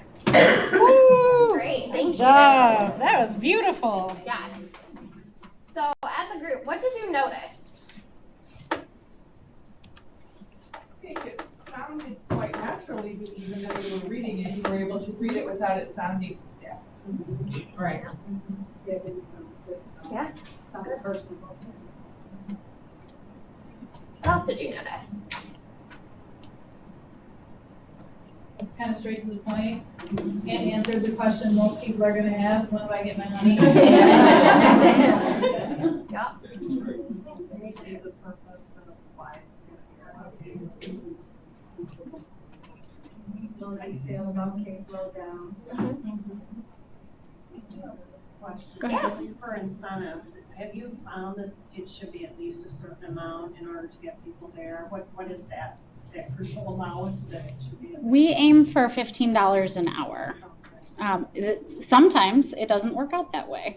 And sometimes the denomination, for instance, of the Visa gift card, it will create you having to go up or down. And what we would say is really try to like infuse the other benefits. Not only do we say that $15 an hour is sort of the standard, but we want to make sure that we're offering people a warm meal and like real clarity that like they are contributing to something bigger. So those are sort of like the ancillary benefits that we're hoping that we are giving aside from the monetary incentive. Yeah. I just wanted to add to that, Lillian, that we found out that depending on the brand you're using to buy the gift cards, that may dictate the amount you're allowed to give. Because we actually did, for the benefit of the group, try to go up to 50, and our grantees or our grantors said no. And then we asked for 35, and they said no. And they actually thought 25 was pushing the envelope. So we don't agree, but so as Lauren said, the math doesn't work in our case if we're doing it, 2 hours and you're getting $25. It doesn't really quite translate to $2 an hour. But we did try to get that up, and we were not successful. Yeah, well, and I've done a few focus groups, and we bought Meijer gift cards because they accepted our purchase requests. Yeah, it was easier to get Meijer gift cards. While our participants didn't want Meijer gift cards, they wanted Walmart. So it's just something to keep in mind. So maybe the Visa gift card would be the best route. I would say, as we're talking a little bit about logistics, the thing that makes the Visa gift cards difficult is that there's a service fee for each. So on the back end, the project did pay about $30 per Visa gift card because there's a $5 service fee. So it comes, the convenience comes at a cost, but oftentimes participants appreciate that. So if you can work it in the budget, because especially if you're talking about a wide geographic area, you might not be able to know if people, there are some places where we have done focus groups where we're clearly going to do Walmart because it's the only store in the county, and it has a gas station, so people can use it either at the store or at the gas station. But there's definitely a lot of nuances when you're making that decision. Yeah, absolutely. So the next part of our facilitation plan is the ground rules. Can I have somebody else volunteer to do that portion for us? All right, Shayla, let's hear it. You just knew it. All right. You can stand up, get in it if you want to. I had to bring a little note, so I'm just gonna jump in. Yeah. And I would say something like, so now that we have introduced ourselves and learned about the purpose of this group, before we jump into the questions, we are going to set the stage and go over some rules and expectations of this discussion. Your participation is voluntary. You may leave at any time. Behind our general notes, details of our conversations should stay in this room. We will allow everyone the chance to speak. There are no right or wrong answers to the questions that I'm going to ask. All perspectives, opinions are valued and respected, even if you do not share these same opinions. Please avoid all side conversations. Please avoid all side conversations. Are there any ground rules anyone would like to add? Count to 10. Please hear. Can we all agree to these ground rules? Everybody would say yes. Any questions from you guys before we start? Do we get the gift card? If we go back to the purpose of the group, you'll get that $25 gift card at the end of our conversation today. I do have a question for you guys. Yeah. What if someone says they cannot agree to the rules? You can exit stage left. I'm on the same page as you. I just want to make sure. Is that something, I can throw out there, if you guys are interjecting at the wrong time, you cannot agree, you'll be asked to leave? And I need the proper words to say. I wouldn't say that, but please inform me the proper terms to use. Exit stage left, My gut as a facilitator, would be to say, tell me more. Like, I would say, can everyone agree to this? If someone's like, I'd be like, it sounds like maybe you have some questions or have something to add. Tell us a little bit about what's going on right now. I've never had someone be like, I disagree about respecting all people, or you know what I mean? Like, it's honestly, it's usually somebody who's like has done some kind of a group like this, and they're like, I really want you to add throw glitter, not shade. Right. And then you're said that's a really great one. Is everybody cool with that? I mean, I would encourage people, if they like have some discomfort, I would encourage them to add something, not to amend something, because we really do have some like sort of standards here. And so I would say, you know, how would you say something that's like kind of getting at you right now that you want to put down on the piece of paper? Try to get them to articulate it. I would write it down and say, does everyone feel okay with this? And kind of recheck the group. I mean, I think in the rare case that someone's like, I can't get behind those, I think that you can remember that you're at the allegiance of the group, and you have to protect everyone in the group. And if you're like, you know, if it feels funny to avoid side conversations to you, it's really going to be hard for us to hear everyone here. So I'm going to ask you to either really, really try, and I would ask them, are you willing to try? And oftentimes people are going to be like, I am unwilling to try. So write down somewhere, like, are you willing to try these out and see how they feel? Yeah. Another really good point of what Angie just did in her example is she explained why we have that rule. Right. So if they don't agree, this is the reason why we want to do this. Yeah. It's a good, like, Plan Bs are really, really good to have. And we've got a whole couple slides of Plan Bs that will be good to have in your back pocket. So same question for the group. What did you notice when Shayla was providing the ground rules? This is more personal. Yeah? Really good job.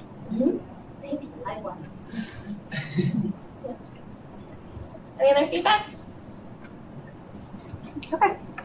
We can go on to the next section. So this is the focus conversation. So these are the ones that we really need to stay true to our questions. So do I have a volunteer who would like to read this one? Anybody?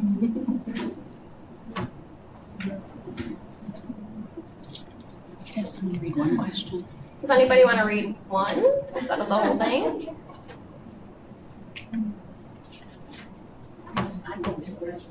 Just tap it out. Do you guys want to do that? Mm-hmm. I will warm us up, and I will ask the first question and see if it helps you feel comfortable to ask another one. So one of the things that you want, sorry, I'm reading the teeny tiny print up here. This can be something that you say sort of off the cuff. We think that this is helpful for this particular protocol to let them know, hey, just before we start, just so you know, some of our questions ask specifically about WIC or programs like WIC. It's cool if you don't know what WIC is. We gave you just sort of the basic information. We don't require that you have ever been a part of WIC or know what WIC is all about. If in our questioning we talk about WIC and you have the idea about another program that's kind of like WIC, we feel free to share that. That's really helpful for us. And I'm taking my facilitator hat off for a second as a trainer. We say that because in this particular circumstance, we're trying to go out to the community and maybe find some people who might have some misunderstandings about WIC or might not know WIC. So we want to be able to say, it's not a requirement that you've been a WIC client before. So we want to say, if you don't know about WIC or haven't experienced WIC, dig to your other experiences that kind of feel like they resonate. Go ahead. Is it okay to ask them during the introduction, like just their first name and like whether or not they do have any affiliation with WIC or maybe have had it in the past or don't have any idea what it is? Or I personally wouldn't, because there needs to be safety before some of that conversation is given. Some of you might be known in your community as being connected to WIC. And if you are putting that out there as something that's important enough to bring up during introductions, they're going to place value on it. And they might either think like, ooh, I get to talk more because I was a WIC client, or, oh, I kind of feel left out because I've never been a part of WIC. So I personally would leave it totally out because the invitation really was like, are you a human who lives in our community who needs food? You have some important experience that we really want to hear from. So I'd leave it out personally.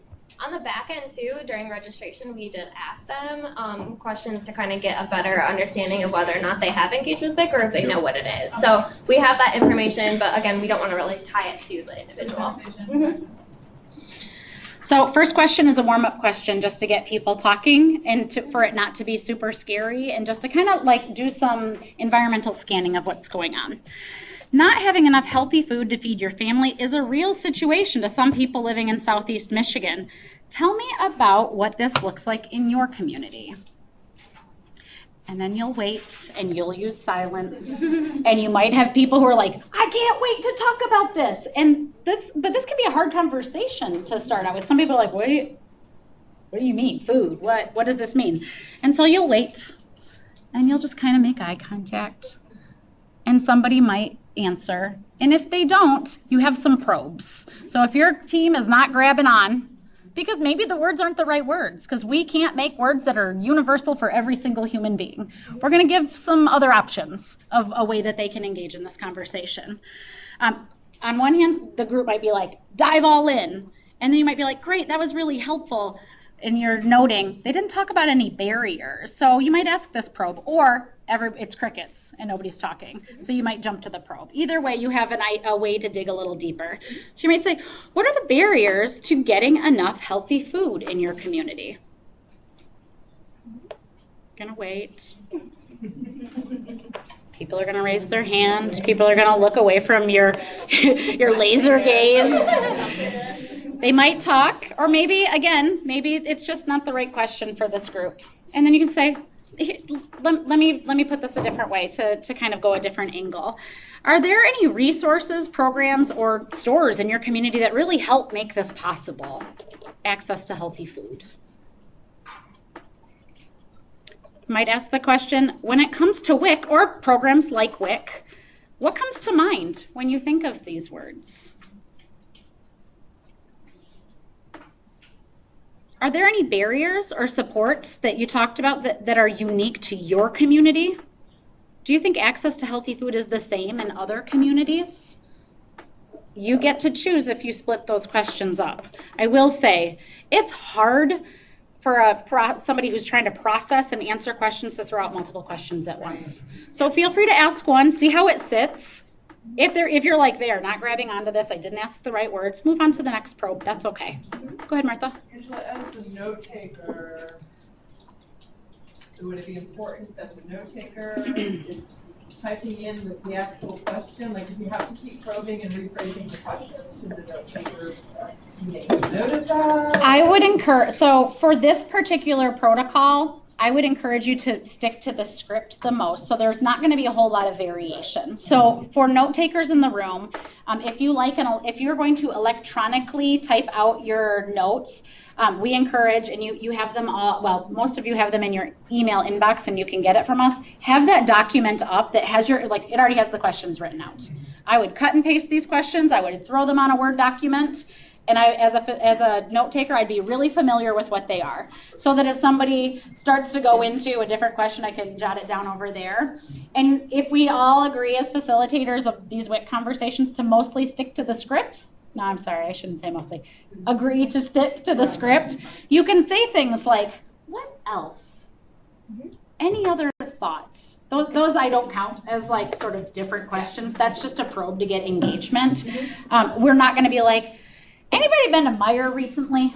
Like we're not going off script in that way. So your scribes don't need to be jotting down like, and then Ange went off the deep end and started asking bonkers questions. Like we really want to stick those questions. And the same can be said for if you're note taking on paper.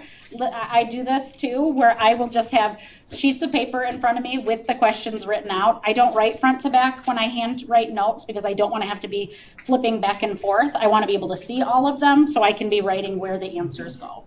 What I've done in the past too, as a handwritten note taker, I'll have the questions in front of me and I will number them, including the probes. And then so like as I'm writing, I can just hit like 1 or 2 and then like write whatever. So then if they're switching, I can just write the number of the question and not necessarily the question. It just makes a little more work when you're then like typing them up, having to decide where they go. Did you have something to add, Samantha? Okay, since the people are going to be anonymous, if you're taking notes, it's basically just every comment that someone speaks is just like a bullet point. Like it doesn't have to be like, this was person 1, and then like, oh, here person 1 said something like that. It's just like we're just writing the comments. Yes. Yep. Okay. So I like, this is me being a researcher. These are not anonymous. We can't provide and we can't promise anonymity. We promise confidentiality, that we as facilitators and note takers aren't going to go off and put a billboard up that has someone's face that says this person said WIC is awesome. So we say that this is going to be confidential, and you don't need to be having like a scheme of knowing who is participant number what and who says what. It's just their own unique bullet point. Which is one of the reasons why, I mean, we have a lot of reasons why we don't want to have one voice be the only bullet point along all of your notes, and why as a facilitator you'll be saying things like, Lillian, that was awesome. Thank you so much for sharing that. Does anybody else have any thoughts? Like, you'll continually try to make sure that you're encouraging everyone's participation. Yeah, go ahead, Kate. As a facilitator, but I'm just asking. Yeah. Let's say, for instance, you ask this question: what are your barriers to getting enough food? And just like we are playing this, they saw the flyer, they're like, I'm going here, I'm going to say this, and they get off top. They say something in response that's totally not the, what are your suggestions to get them back going to the topic that you asked? Yep.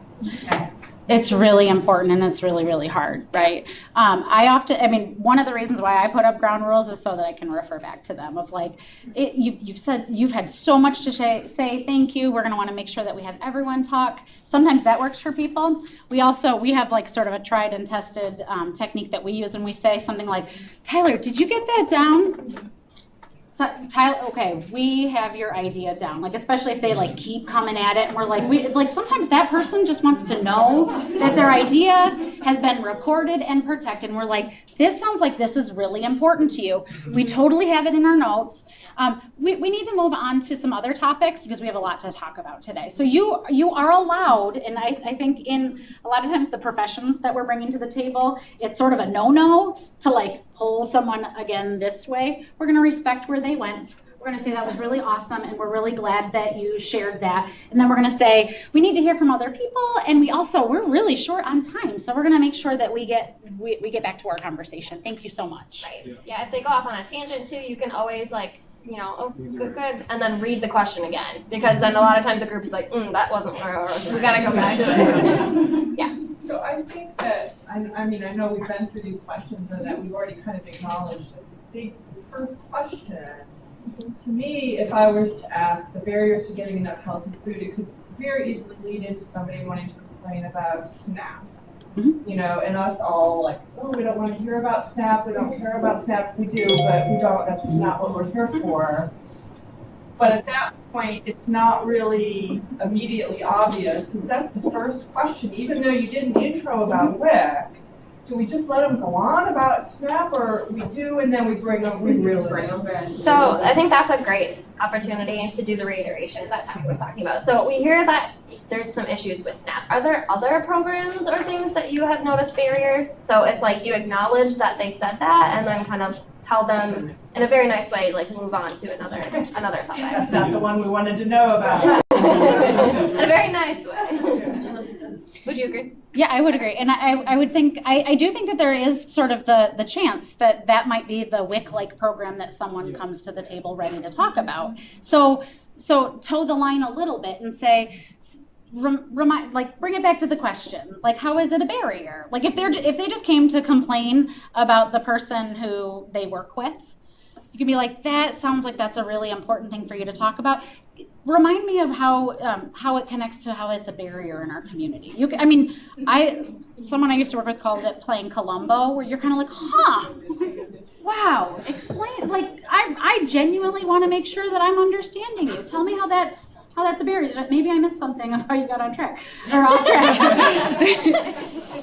But it is very likely that when someone comes to a focus group like this, they will have a soapbox, and that is okay. We are not asking someone to not come and not share, because we truly believe that what they bring to the table is important. But we are allowed to say, this is super helpful. I really appreciate your participation. We really have to focus on programming like WIC, and I have some focused conversations that I'm hoping you can join me with.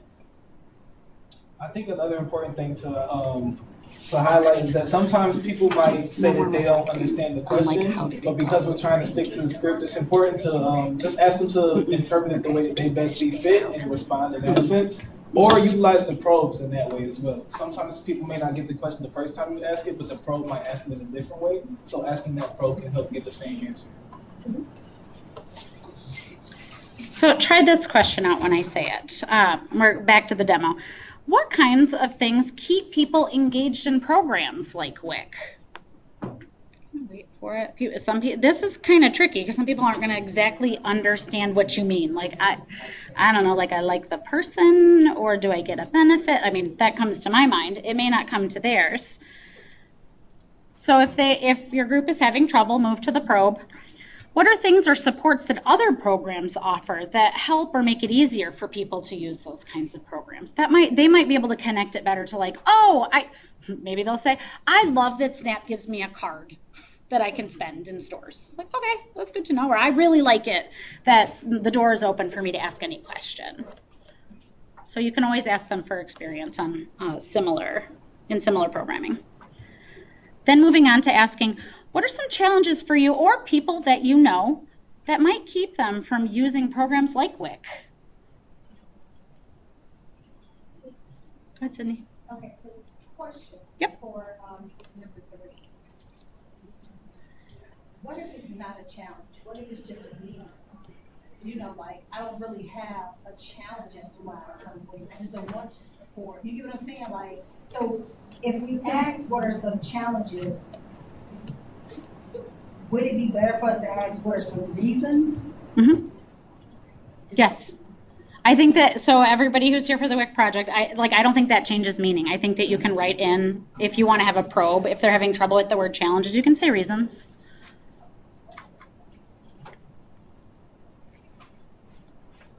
Or when you read it, you speak to the order question. So the order is purposeful because you start from the most general, safest questions to ask that maybe anybody can participate in, into the things that you need, like rapport to answer, which is like this last question, what suggestions do you have for improvement? This is where people, like, oftentimes this is where they're really bringing their expert voice, but they might need some safety and rapport to be able to be like, I have a voice in this room and I'm going to give you my 5 things that I think are going to be helpful. I think the order is important in that way, but if you have a group that comes in and they are like super excited, the ice has sort of been, you say, ice has melted? I don't know. Not very good at symbolism. I think that you can move around if the participants move around. I think that kind of speaks to the flexibility. Order, it's the participants who will take you out of order. Yeah. They will, like, someone will come and be like, it would be so cool if you had a place down on 5th and Main. And that's actually, so your scribe is like, oh, they came up with a suggestion, and they're going to be writing it down as a suggestion. So there you're out of order, and that's okay. I do think that it helps you stay on track. If you're like, that was a really helpful suggestion, thank you so much. I'm going to go back to our question about barriers and remind people, because one of the risks is that it'll be like a set of dominoes, and everyone will be like, ooh, we're on solutions now, and that's kind of where a lot of people want to go.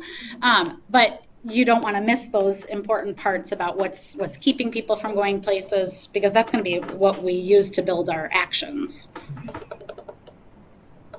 Other thoughts? It's also really important that the participants understand when you're transitioning from one question into another, just so they can kind of frame their responses differently as well. I've had experiences where I've just kind of breezed through a question back to back, and the participants got lost in the sauce a little bit. They didn't understand which question I was asking, or merged their answers to respond to both questions. So I'm kind of just saying things like, okay, now we'll go into the next section titled solutions, or now we'll jump into the next question and just read that. They understand that you're transitioning.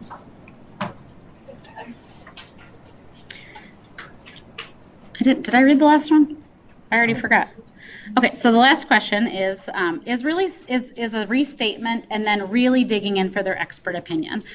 There are fewer people using WIC, and we really want to improve this. What suggestions do you have? I don't think that one will be hard for people to answer, especially once they've sort of warmed up. But if they are, you can really dig in a little bit more. Are there any changes that you think if they made, more people would attend WIC or engage in WIC? Use WIC. That's what we decided. Use WIC. Yeah. So you can dig a little bit deeper. I think that that's going to be the easiest question for everybody to answer.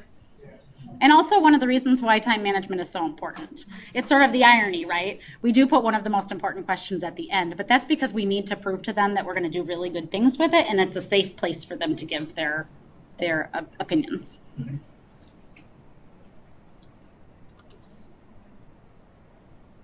Any questions, concerns about those? We want to make sure that we get to like some of our tips and tricks, so we're going to read through. Oh wait. These are some tips. They were interjected. Oh, they were in there. This is a different order. Okay, so here are some tips of when things are going on, of different angles that the conversation can take as you're having your focused conversation. So you may find that conversation starts slowing down. Here are some tips to try. You can say, you heard me say this earlier, what else? Anyone else want to answer this question? It might also be helpful to summarize this, and this is sort of like a facilitator 201.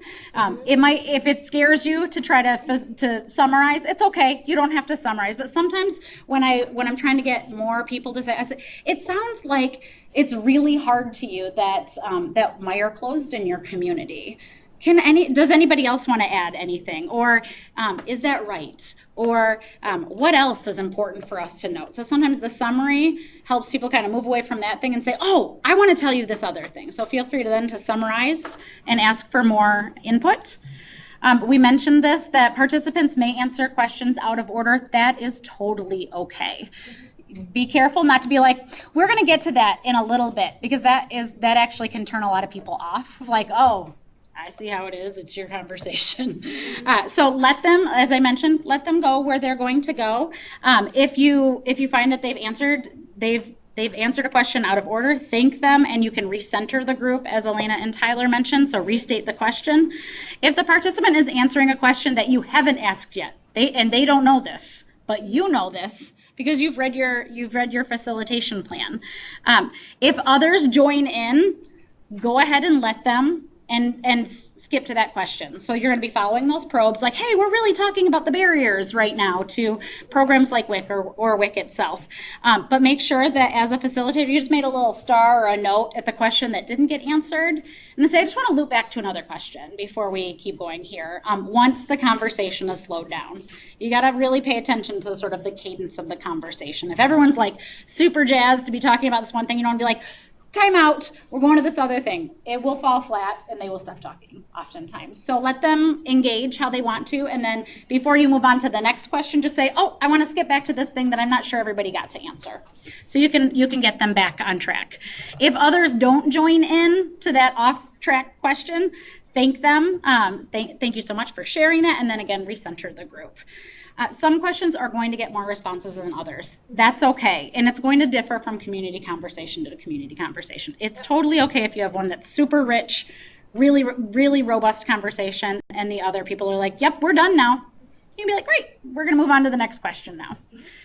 If you make it to the end of the questions, you ask for any last thoughts, and participants are no longer adding new ideas, and you still have some time left, don't feel like you need to run the clock out. You can say, you guys were good. Thank you so much. We even ended early. Mm-hmm. We appreciate it. And then you can move on to closing. You don't need to make them stay there the full time that they're there. If you're like, they're done, you'll know when they're done. They check out. And you can say, that was really great. Thank you so much. And then you move to closing. Did you want to add something? Oh. Okay. And if you made it to the end of the session and you haven't asked all the questions, that is okay. Sometimes for more scientific purposes, we're like, you know, we're really sorry to say this, but we've kind of run out of time. Would you all be comfortable staying for another 15 minutes so we can get to just our last couple of questions? We talked about this as our larger project group, and we decided that we wouldn't ask anyone to stay longer. People they might have people watching their kiddos. They might need to get to work. They might have dinner on the table or need to get dinner on the table. So we're going to say, wow, we made it to 8 o'clock, and that was a great conversation. Thank you so much. You're not going to say, dang, guys, you didn't get to the last couple of questions, but you can just leave it where it is, and we will be really grateful for what they did get to. Mm-hmm. Does that make sense?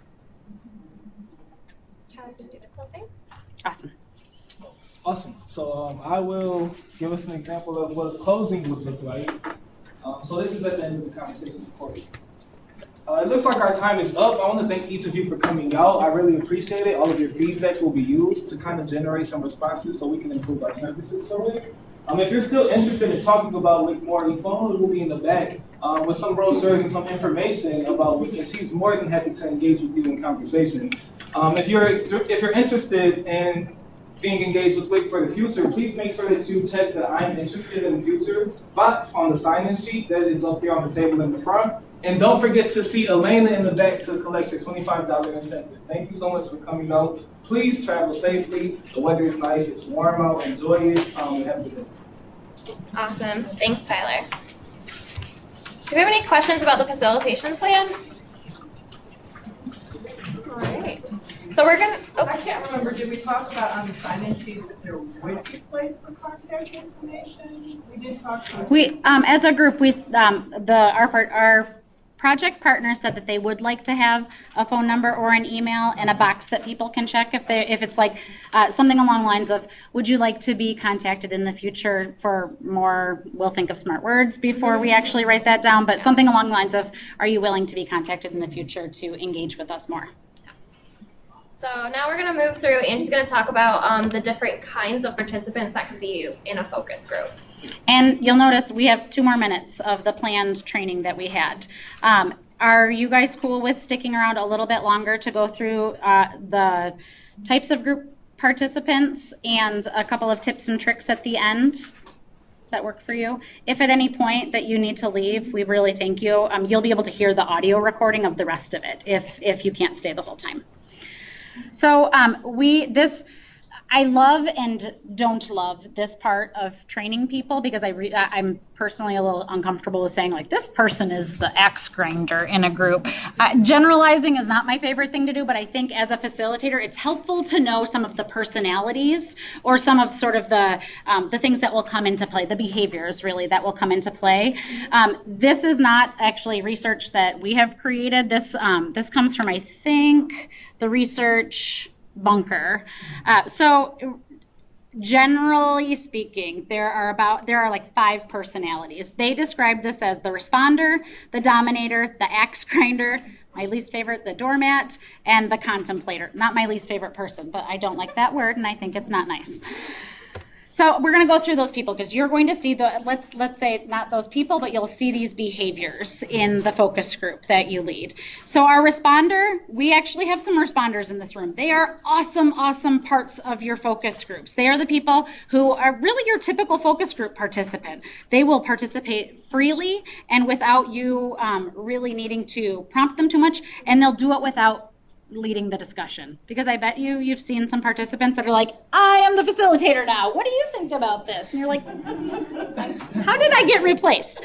So in this case, and this was a good conversation that we had as an internal team, the tip from the science is to call on the respondents, so the responder, the people who are engaging freely, to be calling on them.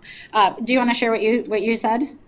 Sure. So I don't particularly like to call on people. I don't like to put them necessarily on the spot in those type of situations. I know it is a tip so that we are saying we like your behavior and asking other people to model it. So it is possible if you get stuck, but I think there's definitely situations where it's appropriate to do this and then others where it's not. So as a facilitator, you kind of have to juggle where you would want to necessarily call on somebody and other situations where you don't.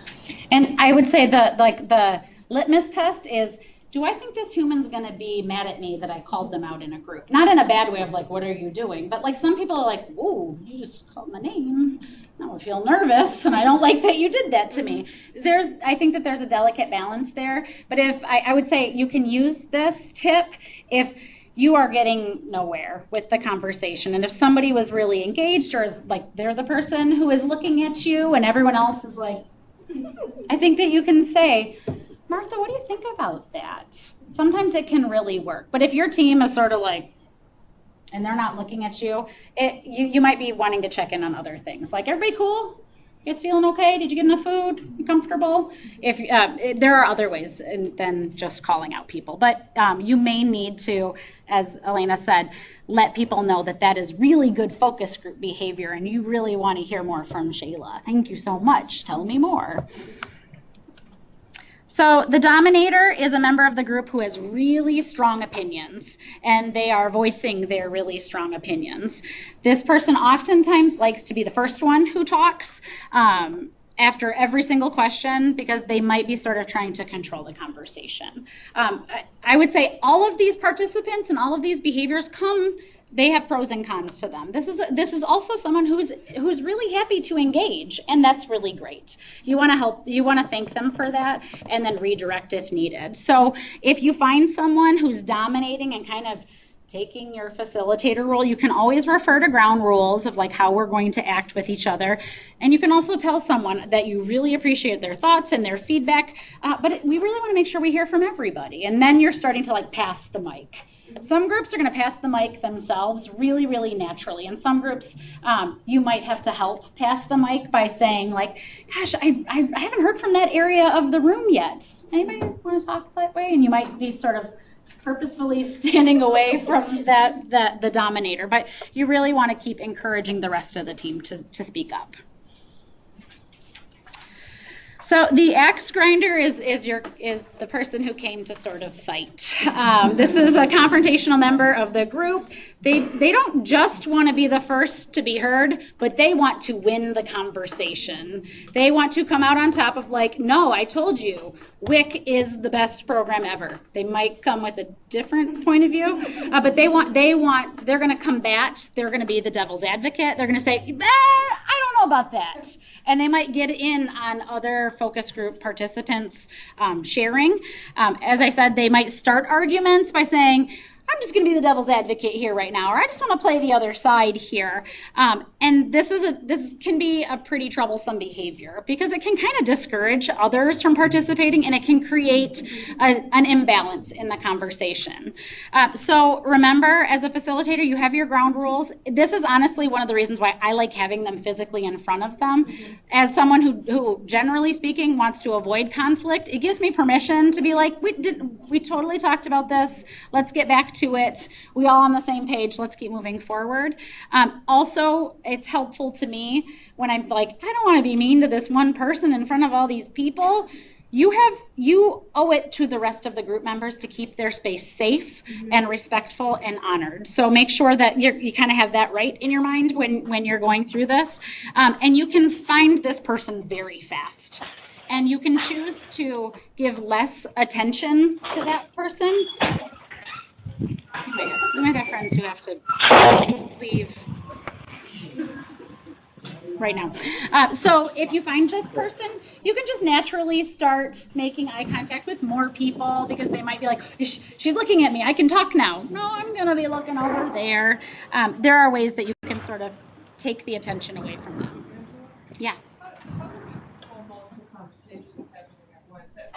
I don't think that was right. Please avoid side conversations. It's a jacket. Yeah. What I have done in the You past. rolled all over the floor and got dirty. Now you want to come in. Okay, wow. So what do you have to do? Friends on the phone. We That's can it, hear 'cause it's side time to go. conversation. If you are able to mute your phone, that would be super helpful. Oh. Yeah. Side conversation. Yep. Yeah. So what I have done in the past is if people are having side conversation, I let the person who's speaking finish, and then I go, "Did you guys want to say something? Did I miss something?" And then it kind of calls them out for doing the side conversation, but you're still being genuinely asking them, like, "Is there something you want to add?" So it's like a positive way to kind of have them stop.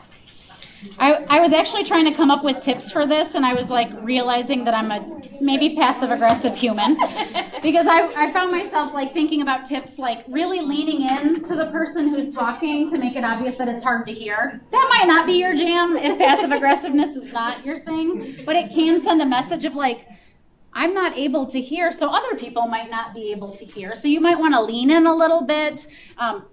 Also kind of passive-aggressive.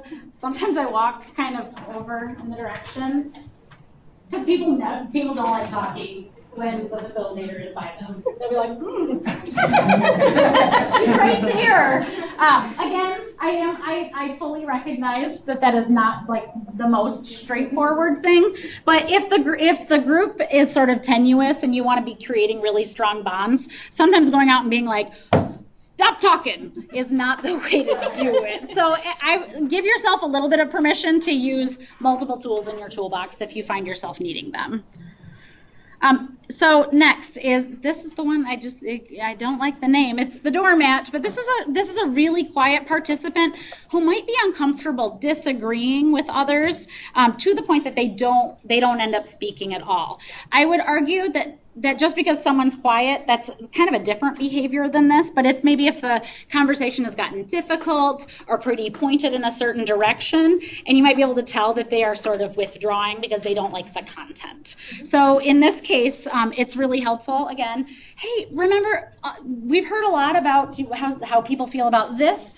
Does anybody have another idea, or has anyone experienced something else, or is there anything else to share? You can always say, with one of the ground rules being all answers are welcome and there's not really a right or wrong, you can say, who can point out the other side of this situation? Sometimes that helps this personality be able to bring out and be like, oh, it's okay. It's okay if I have a different opinion about this.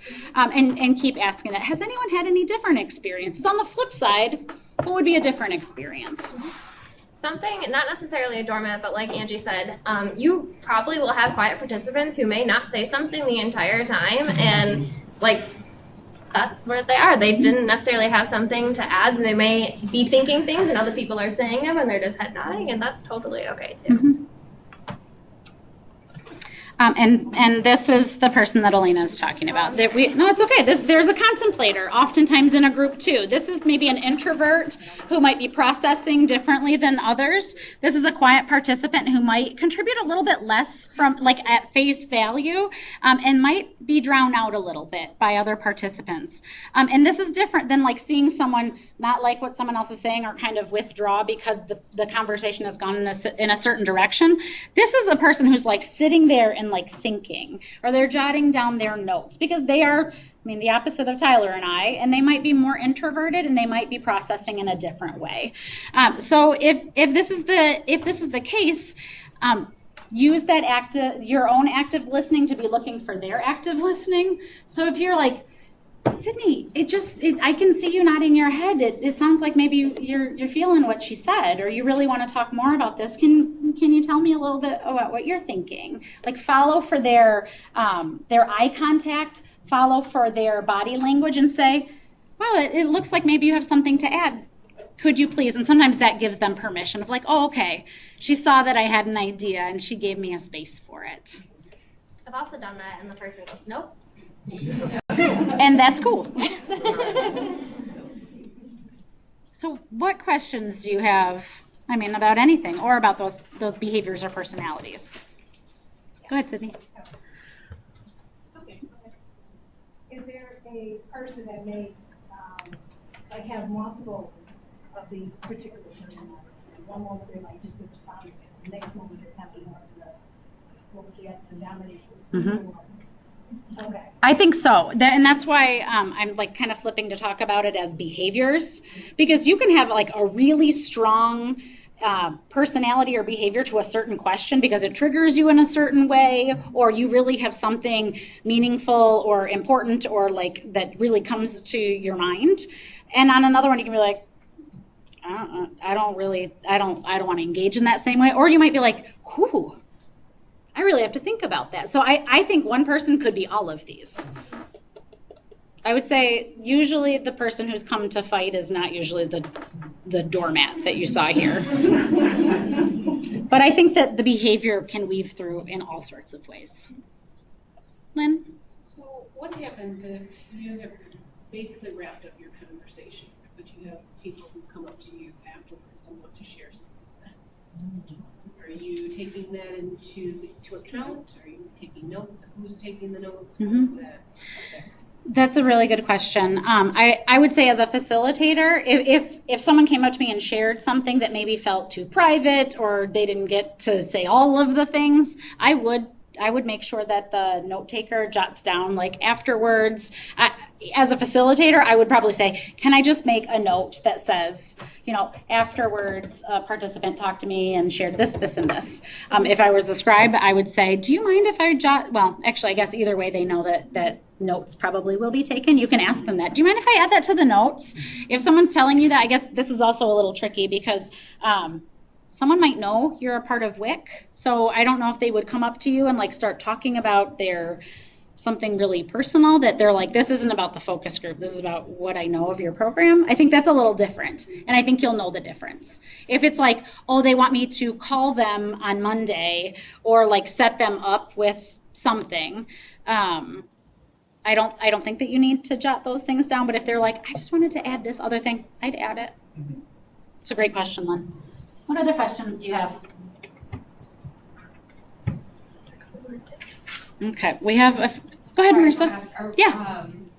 Would we be giving the contact information in case, they have the option to give their phone number, but maybe they have a question later and they want to contact someone? That's one of the reasons why in the script, let me put back to it, when we do the closing, you heard Tyler say, if you would like to learn more about WIC or see if you're eligible for this program, please see the brochures or talk to this person. I mean, in some cases that's going to be you. If you want to talk more about WIC, come chat with me after, or if there is somebody else in the room, I think that you can give that. It's a little bit up to you all because it sort of depends on who's in the room and who's facilitating. It's a great question. So some tips. If you are nervous, that's okay. Just follow the script. The words are there, and if you feel funny about reading something, just say, I've got my notes here so I make sure that I have the best conversation with you possible. You don't have to feel funny about following the script. You also don't have to feel funny about going off script for any of the sections except focus questions. Focus questions are going to follow the script. You want to make sure, we talked about this, we don't interrupt people. It's a huge rapport breaker. Even if, this is hard, even if someone is saying something that might be controversial, because you really want to make sure that people know that you honor all points of views. If you feel like someone is being disrespectful, you can correct that when they're done talking. You can refer back to the ground rules. But it is one of my cardinal rules to not interrupt people while they're talking. It can be pretty detrimental to the rapport of the group if you interrupt them. You heard me say this, only ask one question at a time. Oftentimes, especially those people who need processing time, who might be jotting down notes or really focusing on what you just said, and I'm the worst at this, but it really derails them if you just hop to another question. So try to ask one question at a time. We mentioned this also. Be comfortable with silence. I would say stretch at least 5 to 10 seconds longer than where you start being uncomfortable. They don't notice it as much as you do, and there are some people in the room that are quietly thanking you for quiet time because they need to think about what you just asked them. So if you're feeling funny about silence, connect with the people in the group who might need some quiet time. And you're like, I am not only uncomfortable with this, but I'm giving you a gift. So think about it that way. Pause for 8 to 10 seconds. You heard me say this before moving on, or ask one of those probing questions. You can say things like, what else? Does anyone else want to add anything? Did we miss anything in the conversation? Just to give those people who are a little quieter time to be thinking. And here we talked about this earlier, that aspect of neutrality. This is not an educational moment with people. You're not here to give opinions. You're not here to give them information per se. You're really here to be a listener and help guide a conversation. So we're not presenting ideas or opinions. We're staying really impartial. It can be really helpful to be using some of those active listening. So you're giving them perhaps head nods, you're giving good eye contact when they're answering your questions, and you want to make sure that you're telling them, I hear you. So use that head nod. And keeping a non-judgmental stance. So you're hearing me talk about a lot of things about active listening. So using a non-judgmental stance, so you're not crossing your arms, you're not pursing your lips, you're not maybe reacting really strongly when someone says something. So try to stay as neutral as possible in what you're saying and how your body is presenting it. You're using eye contact and you're not adding comments. This part is kind of hard if you're the kind of person who wants to summarize.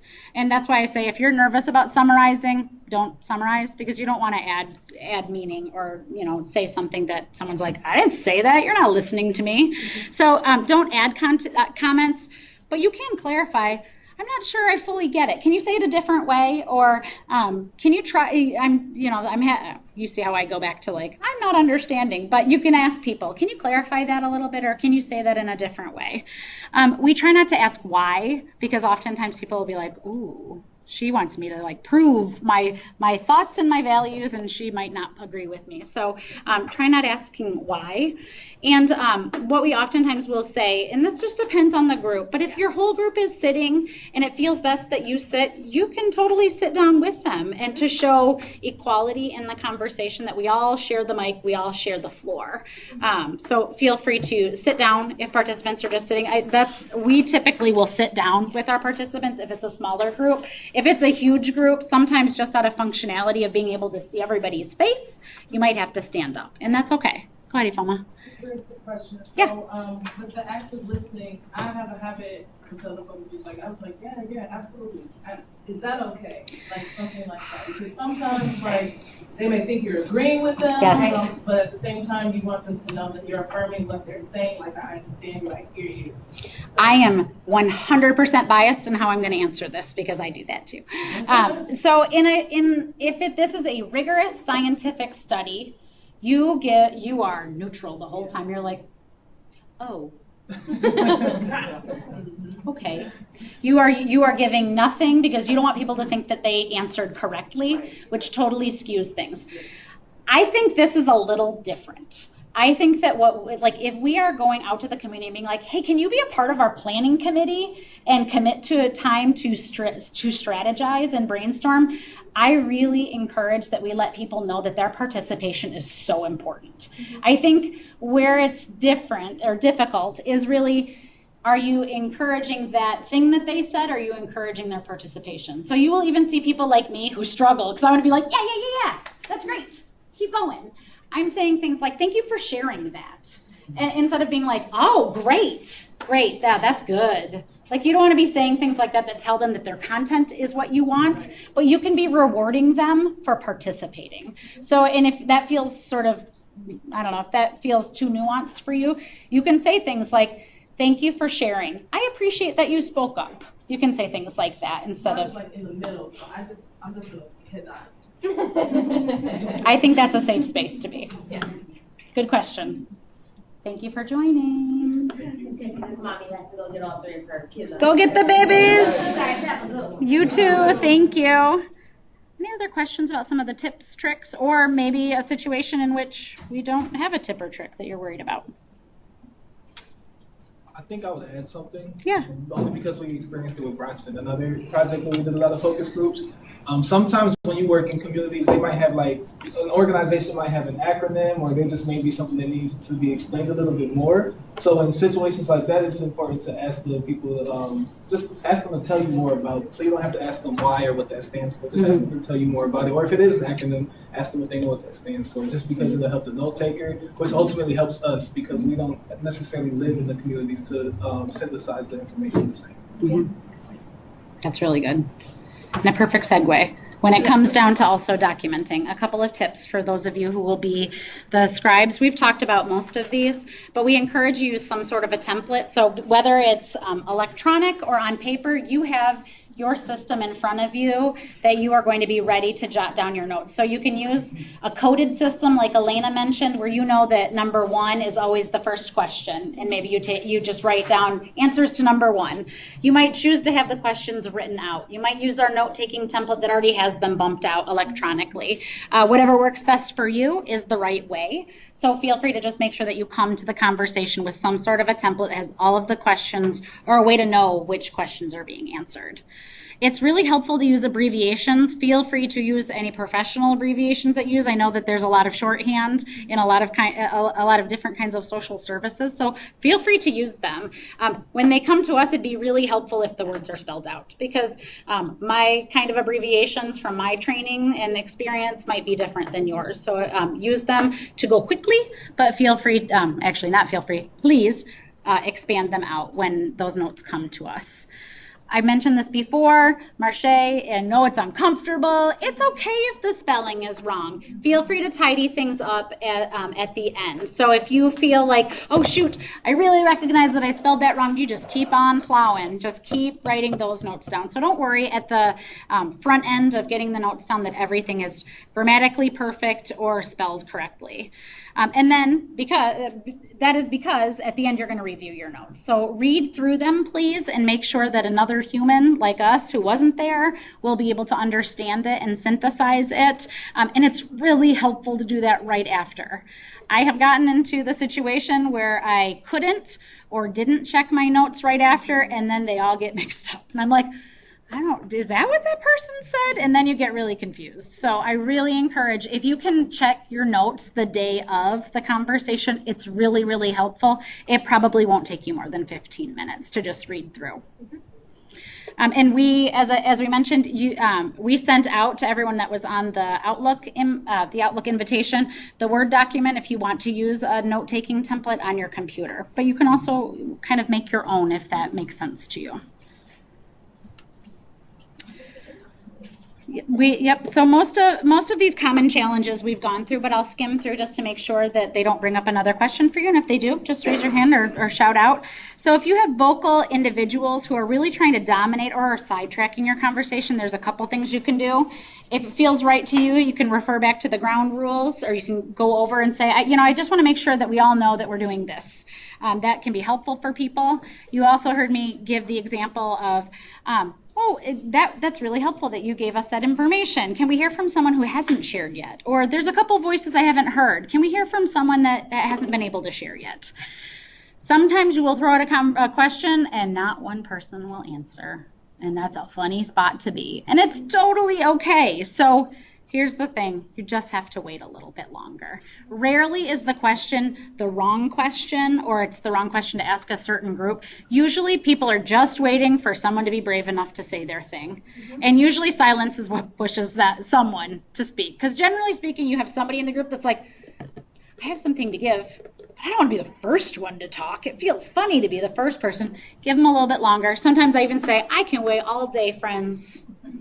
I can't usually, but I can threaten it. So let them know, I know it's hard to talk in front of others. Would someone just be brave to share one quick thing? Sometimes that can break the ice. So feel comfortable waiting if you need to.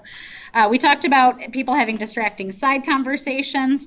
You can ask them if it's very distractive to the group. You can always say, it's really hard to hear right now. I bet you have some great things to bring. Can you come on over for a minute, and then we'll get back over to what you were talking about. But you can encourage them to come in. You can ask them later, hey, did you have something to share? You can remind them of the ground rules of, hey, it's really hard to hear right now. Remember, side conversations is something that we decided we wouldn't do as a group. So bring them back in. If participants are having a really hard time getting past a topic, whether that's the whole group who are like, yeah, we need to talk about this thing that's going on in our community, or one person who has a very clear agenda or soapbox that they really came wanting to share, honor that, because they wouldn't say it if it didn't matter. But then you can say, I've heard that this, and you can insert thing, I've heard that this is an issue. What are some other things that we really need to be sure to talk about? You can do the trick of saying, Elena, did you get that idea down? I've heard it, and we want to make sure we have it there. Yep, I got it. Good. Okay, so we have that idea in our notes. Don't worry, we have it documented. And they can say, what are other things that we need to make sure Elena gets down in the notes for this conversation? Go ahead, Sydney. Okay, so if that move right there, like a hustle move, where you're actually putting that down, and you tell them, yeah, we have that. I mean, if she's doing. The slick move to get past. Typically when that happens, I've captured the general theme and they are just like going on about it. So I have captured like kind of what they're getting at, but it's just a tangent of that thing. I think it is a hustle, to be perfectly, it is in the notes because our note takers take good notes. That idea is somewhere down there, but what it speaks to oftentimes what the person really needs. Like, please prove to me that I'm important to you. Like, please prove to me that you're going to take this idea and you're going to think about it when you come to, when in August you plan. And I think it just attends to the human need of being heard and like really, really honored. So I always just default to like the honor side. Thank you so much. This is clearly really, really important to you. It's in our notes. It's going to come up in conversation. But it is a hustle. But it's a good hustle. It's a hustle where you're like taking care of human needs, I would argue. It's a good hustle. Any other thoughts on that? Any other thoughts on anything? Go ahead, Marissa. Yeah, what are the thoughts on doing like an icebreaker after introduction? It seems kind of awkward to transition directly to like these really intense and deep questions. Yeah. When it's a longer, I know this feels like a long conversation. I actually don't do icebreakers in situations like this because it's actually, in the grand scheme of things, not a super long conversation. And for some reason, even if it's like, if you're like this, I've done icebreakers and this is actually a good one, not one of those lame ones that people hate. But there's something about icebreakers that a lot of humans hate, especially those who come to the room who are like, I don't know these other people. I thought I might see another familiar face. It's good. Icebreakers are really good for extroverts. Icebreakers are terrifying for introverts. So I prefer to just stick to the basics and not scare my introverts in the room. Do you guys have any tips for that? I'd agree. Yeah. And I think because there will also be food and there will be time to like socialize, kind of just trying to break the ice with the people in the room during that time would work, and then you jump into the conversation. Mm-hmm. It's a really good point, though. Any other thoughts, questions, or even concerns about, being ready to go out there and do these this summer? We know that you guys are going to rock these out, and we're really excited about it. But if you at all feel nervous about this, know that you have a few resources. So this training has been recorded. We're going to send the file out. So if you want to listen to it again, or if you want to send it to a colleague who wants to listen to it, or somebody who might be your scribe or a facilitator, you'll be able to share it. You have your note taker template. You also have your facilitator and note taker toolkit. So that has the protocol inside of it, as well as all of the difficult the different kinds of personalities, the tips and tricks throughout difficult parts of the conversation. Those are all in your PowerPoint and your toolkit. You also have us. One of us will be at each of your community conversations for support, or if a note taker doesn't show up, or if you just need some help, we got your back. But also, as you're preparing, if you walk away and you're like, I don't know why they asked that question that way, feel free to call us, feel free to email us, or if you want a little bit of extra help getting comfortable and ready to do your community conversation, give us a buzz or send us an email and we'll be ready to help get you there. Yep. Sound okay? Awesome. I hope this was helpful. Thank you for coming tonight. You're going to have lots more information. You'll have this in your inbox soon. And always come back to us if you have any questions or concerns. And Grant paid for the snacks, so we belong to all of you.